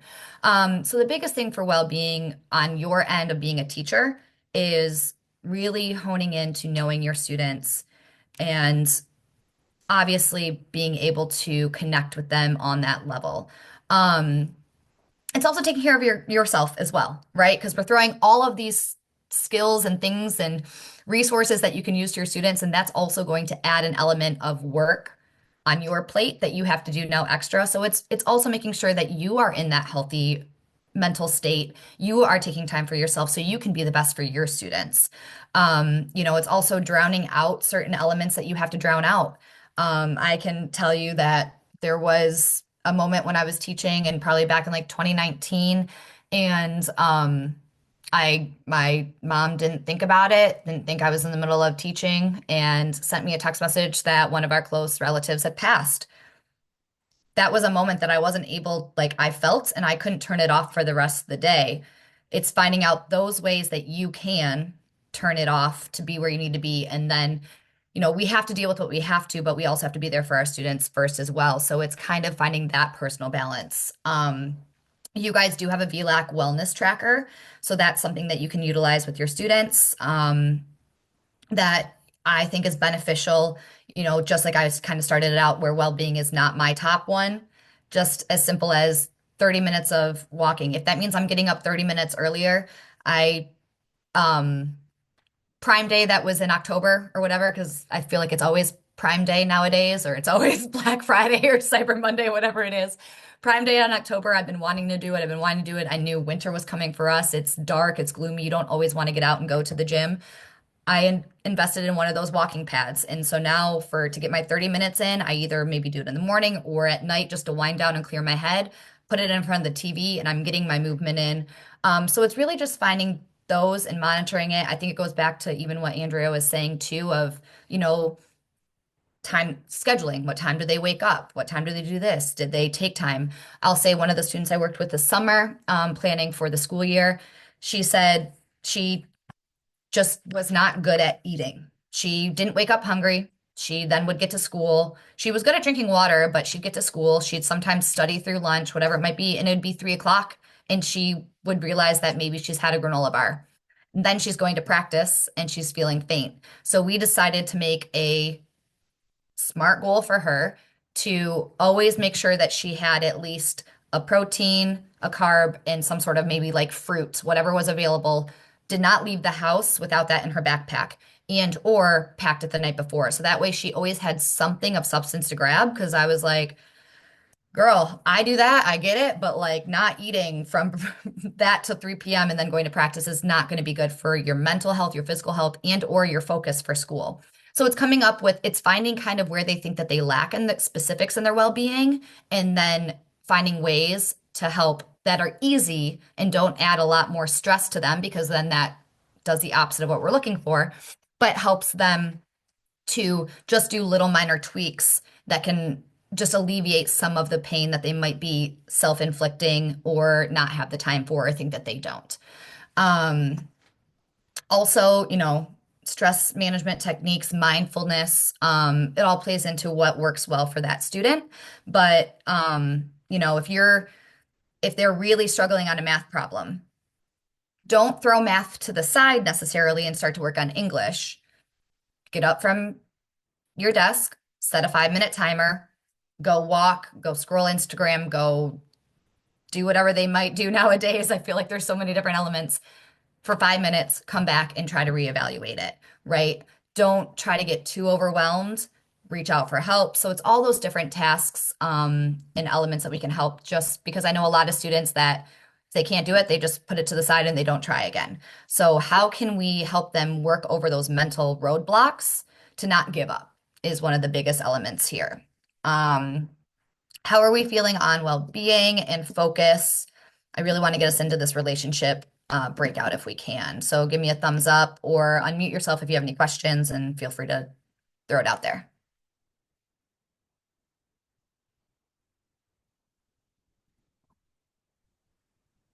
I think we're feeling good.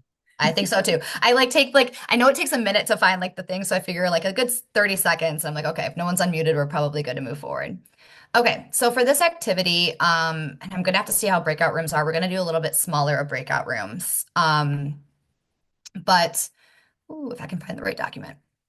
So the objective of this one is to kind of hone in on how we can strengthen teacher-student connections. And so I'll throw the instructions into the chat. The goal will be to put us in pairs, but I'll have to see how the breakout rooms work with the number that we have. Share any experiences that you have of a positive teacher-student relationship and what you feel made it effective, and then discuss like 1 to 2 strategies that you think is good for building trust and rapport for a student. And then we'll do that for probably about, since it's only going to be like 2 to 3 of you, we'll probably do that for about 5 minutes or so, because I'd like to get us to come back and briefly share those out. Or I guess, no, we'll still do 3 to 4. That's fine. We'll do the same 3 breakout rooms, but I would like at least everyone to share one either positive relationship experience they've had and or one strategy they think that is good for building rapport. So I will throw this into the chat. And so I will call you guys back a little bit before 12:25. We'll give about 5 minutes or so. And then we'll report out real fast, and then we'll do our kind of wrap up. I probably won't be able to get into the best practices for those last 4 that we did, but I will paste them in the chat while you guys are in the breakout rooms. And then also I will make sure that Andrea has all of these. And again, sorry for like this like quickness. We're just trying to get it out there as much as we can right now. So let me make these breakout rooms.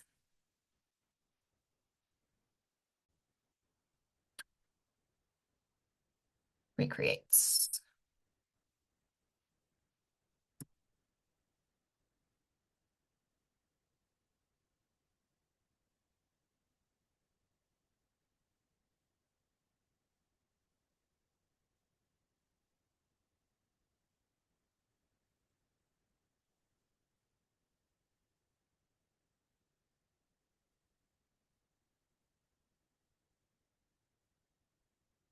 Oop, I can't hear you. You're muted. Good Lord. You're good. And I was looking at like your big picture, and so I didn't see mute down there, and I looked up, I was Yeah. like, oh. It's like the 3rd time I've done this today, probably. You'd think I would have learned my lesson at this point. Sometimes it just doesn't do it. I swear in Teams, I'll be like hitting it and it still doesn't. And even the shortcut doesn't work. Right? Yeah, for sure. Okay, I was saying I'm gonna go jump into a room right now, so I'll be back. Sounds good. Okay. A link to one of his competitions one weekend, and so I tuned in and watched like That's cool. his just whatever him perform, just so I could like see what he even did, and then like we had that to talk about. How was he, Kristen? I'm He curious did 'cause really, yeah, he did 'cause his great. dad, they're so into it. So I was like, oh, that was really cool. Yeah, it was basically like roller skating at a roller rink, but also like what they would do on ice, So Yeah, that's I don't know, it awesome. was What just is cool to that see. called? We have this family that does artistic roller skating. They Whoa. travel like around the world. Yeah, They they're actually into it. they train out of Chicago. Like it's crazy. Wow. But anyway, they had sent me a link to watch like his performance. So like I tuned in last year to watch it to Yeah, that's cool. cool. I had her in class. So yeah, she did it too. Yeah, they both did. Yeah. So yeah, and their family has come to our field trips, like a lot of them. Yeah. Cool. Maybe we Mhm. should do one at a roller rink. Yeah, no kidding. Rolladium? Before we all leave there with like a broken hip. Oh man. Okay, so to answer her questions, I would say like going the extra mile and really like checking in on your student just to see how they're doing like outside of school. Yeah. What do Yeah. you guys think? I just think like, like last night, it was funny that she brought up the Lions game, and I've got Evan Jardine, and he's going to play hockey at Harvard, Mm-hmm. and his schedule's all over the place. So he's traveling, and he texts me, and I'm like, it's like 8 o'clock, and I'm like, oh man, the game's coming on, hey, Evan, what's up? And I'm like, hey, just no. He's like, I'm sorry to get to you so late. And I'm like, no, no problem. I'm available whenever, even though I don't want to be. Do you know what I'm saying? Making them sometimes feel like Yes. you are. Yeah. And then he was going back and forth, and I go, hey, I'm a big Lions fan. Can I get that for you later? And he's like, sure, me too. I'm gonna watch the game. I'm like, okay, go Lions. And it's just those Yeah. little things. I think sometimes like going above and beyond for them, or in little ways. Like it's no big deal Totally. really if I answer that at 8:15. Not that I want to, but Mhm. that goes a long way with our kids and our Well, and like, families. yeah, and the fact that you weren't necessarily available to like get into a big task or like to complete something huge with the student at that time, but you were still responded and were like, Yeah. I have your message. I'll make sure I get to it first thing in the morning. You know what I mean? Yeah. So I feel like that makes a huge difference too. Yeah. I'm trying to think of an actual like a one example. I'm having a hard time coming up with one. Leilana last year was an She awesome doesn't even example. respond to me this year. I know, but that's such a good example. Yeah, yeah. I'm trying to think of some. I mean, I work with a lot of students, but different ones with different, focuses. But I would just be like listening to them and listening to what they have to say each time, and coming back to that each time. I'm sorry, I got the background. No, it's It's okay. totally fine, Martine. Sorry, my son woke up early from his nap, and I'm like, Aw. It's all good. I know. I'm thinking too, Martine, because like it is sometimes hard to like pinpoint what you're doing to like create that relationship. Because like I have students that like I had years ago, like Amber Baxter and Nabil, and like they are like Amber still you know what I mean? Like she's still coming to the field trips to say hi to me, and I'm like, God, I love that so Oh, much. And awesome. like I'm like it's just because I'm like it's just a friendly face. Like I was always there, you know what I mean? Smiling, like talking about what they want to talk about. Yeah, I And feel like you both, Kristen and Martine, I mean, just working with you guys do a good job of like, hey, how are you doing today? Checking in with the kids. Like, for and sure. I think your whole overall demeanor with them in those meetings and just your approach is huge. I just love watching you guys do that because it's just natural and it makes them feel comfortable. So that's just one of the things I noticed from both of you, that I think you do really well. So, Thanks. I yeah. agree. I remember we told them at the high schoolers at the beginning of the year, we're like, we're really not scary people, so like, please just like reach out to us. Yeah. Promise we're nice. thank you, Yeah. Kim.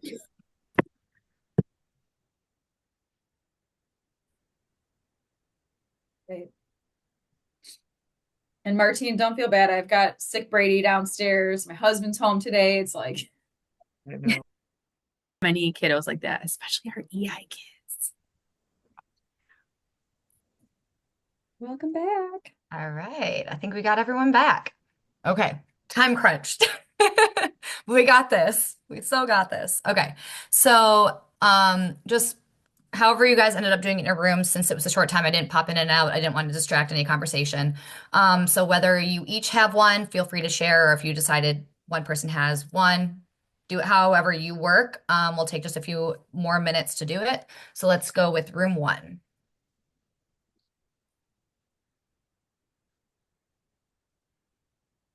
It was Brittany, Greta, that room, Shannon.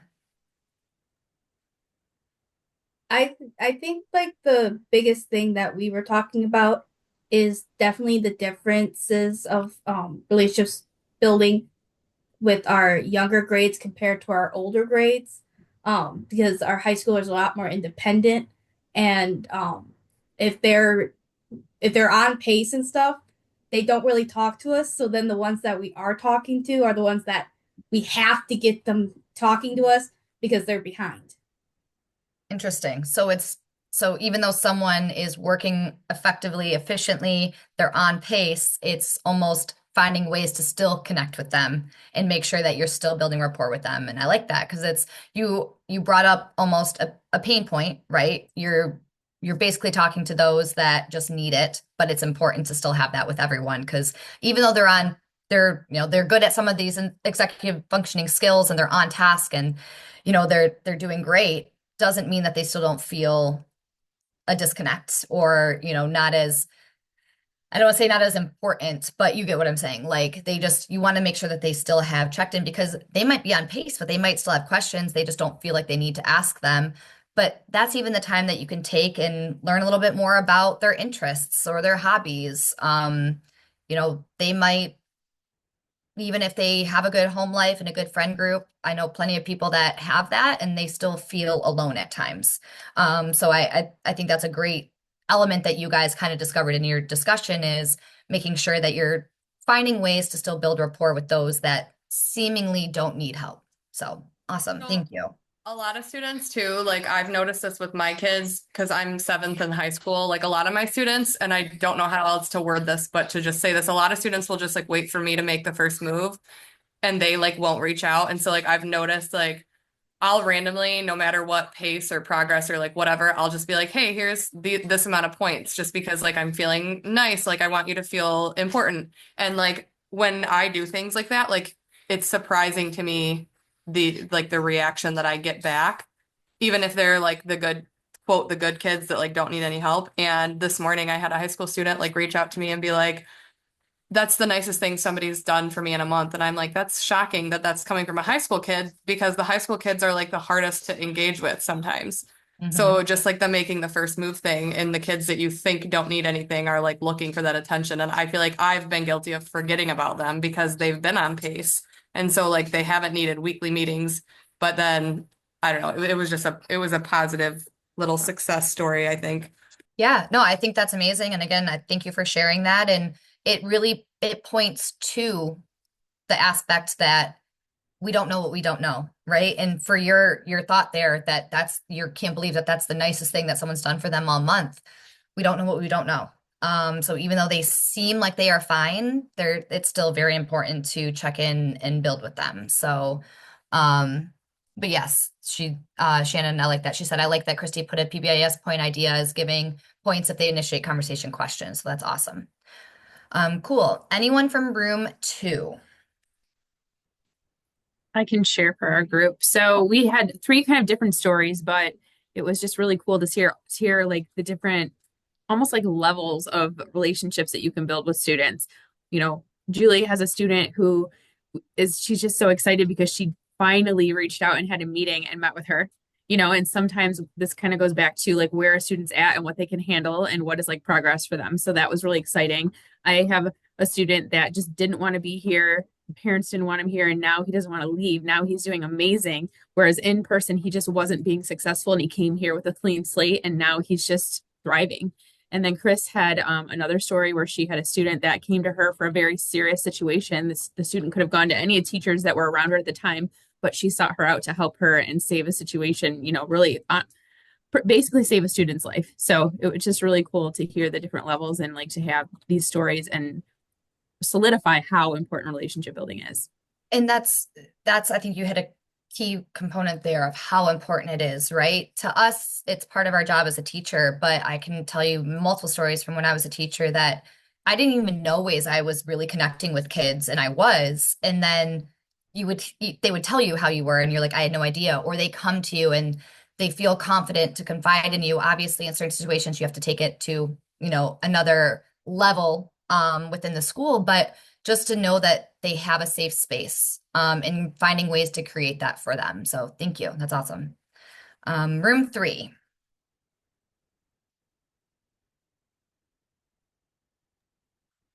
we were just kind of talking about how it's important to connect with the students, just like kind of connecting in on their personal interests and making them feel, even if it's like a task that, oh, we don't really want to do at this time, or like, it's after our hours, but just like still responding to them, even if it's just like, hey, I got this, I'll get to this first thing in the morning, just kind of making them feel important.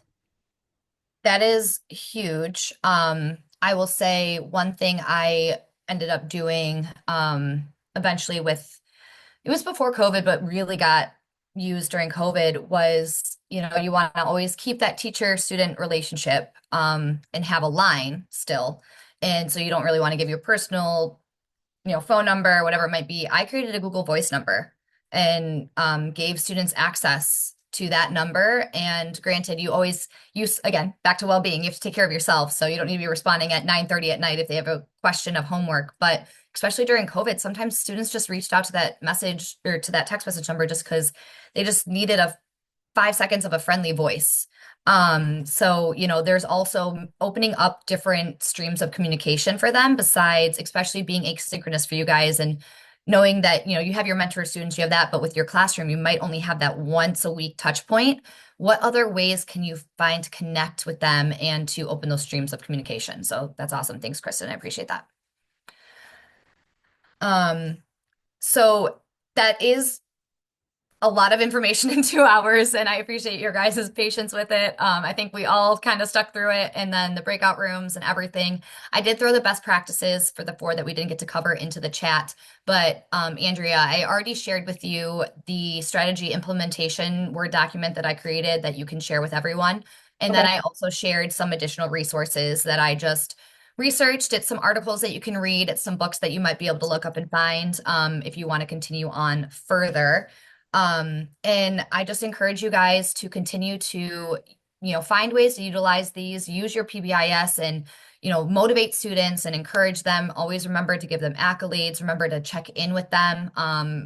Personalized feedback to them is huge, as it's not just this, the class is doing this, but it's Christy, you're doing this. We could do that. Personalized feedback and support is huge for your students, especially as you're formulating through all these different age groups. I did, if it's okay, Andrea, if we just have a couple more minutes, I really just wanted everyone, if we don't mind, to just share 1 or 2 things that they feel is a takeaway from the last 2 hours.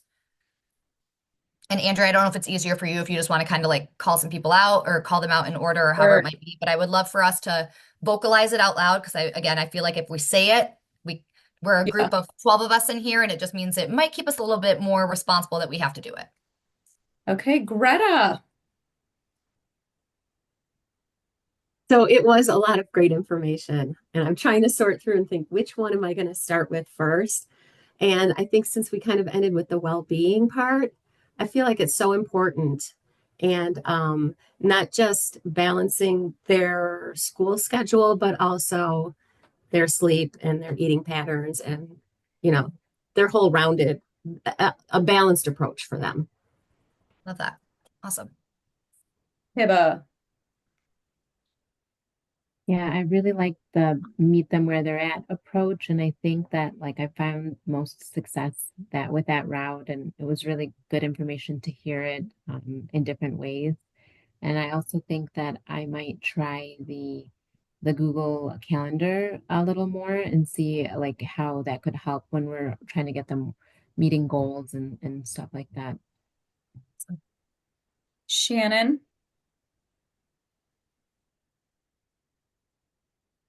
Sorry, I was typing.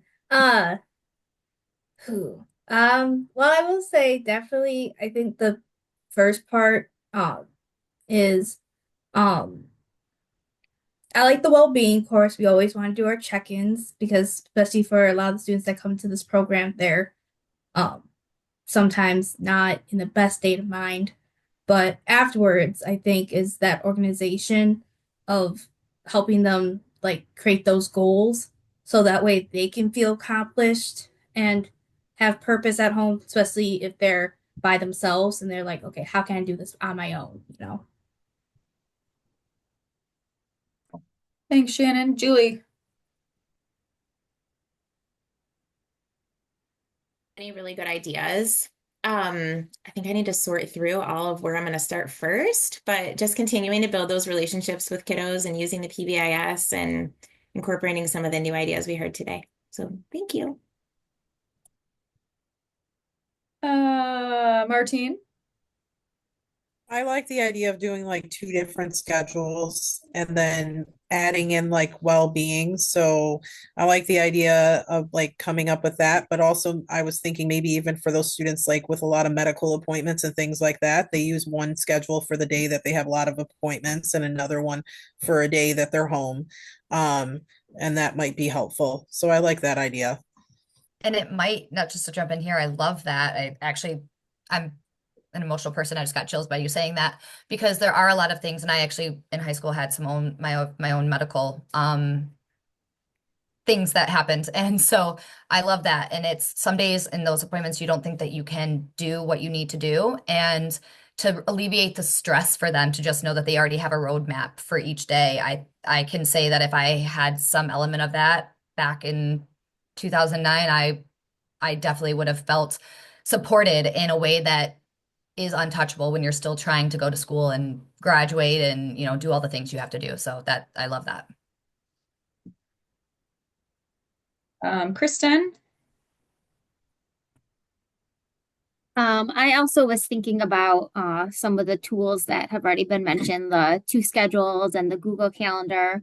But I think what like spoke to me also with the creating the schedules and finding the tools that work for the student, because not just what would like work for us. Because we have to remember like these kids are in like the digital world, and maybe although I don't embrace digital calendars as much as I should, like maybe that's something they would embrace. And like I actually had never thought of the Google Calendar, because a lot of times we're telling them print off um the executive functioning tools, and maybe they'll do it, maybe they won't, or maybe they'll lose the paper. But that Google Calendar we could like pull up and actually do it together, and so I just kind of liked that idea. And you could still use the executive functioning print offs as your roadmap as you're making it digital, right? So you're still utilizing those tools because they are so beneficial. And that's something that you can also get back to reference, but then turning it to that digital. So I love that. That's awesome, Kristen. Brittany? So honestly, this might seem small, but like when we were talking about just fitting in like the brain breaks and the food, like I don't do that right now, but I feel like I should, and I feel like that would be beneficial for a lot of my kids. So I think I'm gonna start there, and then the like the A and B schedule that I mentioned with that one unique student, I think I might like make a visual for that and like make it kind of like a track or like make it like a flow chart type of thing where like it's blank for them to fill out. And then I think I might like incorporate that into my onboarding for now and then next year, potentially like beginning of the year stuff. Awesome. Christy, do you want to share? The one thing that I just keep thinking about and looking back on is the iPhone feature, the focus. I loved that, the sharing of that, because I think so many kids are distracted now by their phones. I know I get distracted by my phone, so not only just for the students, but for myself. I just think that was a really cool tool to use. And I'm gonna look into that a little bit more. Awesome. Chris? It kind of made me remember a strategy I used to use when we were in person and bringing it back to like the online world with some of our struggling kids and just having them stop and walk me through their day. And just stop by and I used to go back to like from the minute you open your eyes in the morning, like make me like understand everything in your world. Because I would find that super helpful with trying to get to what were the barriers for their learning. And so then helping them create plans to get around that. So this brought me back to that whole thing, like, you know what, I need to try that with the online students that are really struggling. And just getting, like, I do it, but not as detailed as I used to do in person. So going back to the detail and seeing the importance of it. Thanks, Chris. And then Kim. Just how you guys kind of talked about the Google Calendar, it made me think about my own Outlook calendar and myself, like as I got into this role. And then when I started to be overwhelmed, I'm like, okay, I got to put that on my Outlook. I got to put this on my calendar. And I really started using that as a tool. And I never thought about, for one, I'm a visual person too. So I like the visual. And then it's like, okay, I have this chunk here. And then, oh, I'm going to have this chunk of time where I can get this done. Or I can, you know what I'm saying? So I think that's a really powerful thing to share with kids, like that whole process, just being able to see it and then go, oh, wow, I have the ability to make my choice in those open times of what I want to do and when. I'm a morning person, so I know if I got to do something heavy with scheduling, I want to do it in the morning, when I'm fresh and fresh eyes. And so I think just maybe sharing those sorts of tools and that whole journey that I did myself, and that growth. So Yeah, I love that. And I think you hit on something that we didn't touch upon, but is also something good to note. What type of student are they? Are they a morning person? Are they a night person? Because that's true. Helping encourage them, get your hardest subject, your heaviest subject, the thing that you might struggle with most, get that done in the morning if you're a morning person. But if you're not and you're groggy and it takes you a couple hours to wake up, save that for the afternoon and when you're clearer. So thank you for even sharing your own experience there. Helped us open up another avenue that we can use with the students too. So thanks, Kim. That was everybody, so I'll just share one quick thing. I honestly feel like just all the content in general that you just shared with us would be something super beneficial to teach to our students. So like during live lessons, or if you have high school students, like sharing different resources and things, and I'll share everything with you guys after, but in your Google Classroom, because some of them, I mean, they may not even know about some of these things, especially things like well-being. Like I'm thinking of even like my own son, like he does not drink enough water and he constantly has chapped lips. And I'm like, perhaps he needs this wellness tracker. But do you know what I mean? And then like if you have a student that is, they're not eating all day and then they're having just that granola bar, that affects your mood, that affects everything. It affects your focus, it affects how you're going to get through your day. So I think just even taking like just the content that we have learned and been given and putting it, in a kid-friendly version to teach to our students. Yeah, it's awesome. Amazing.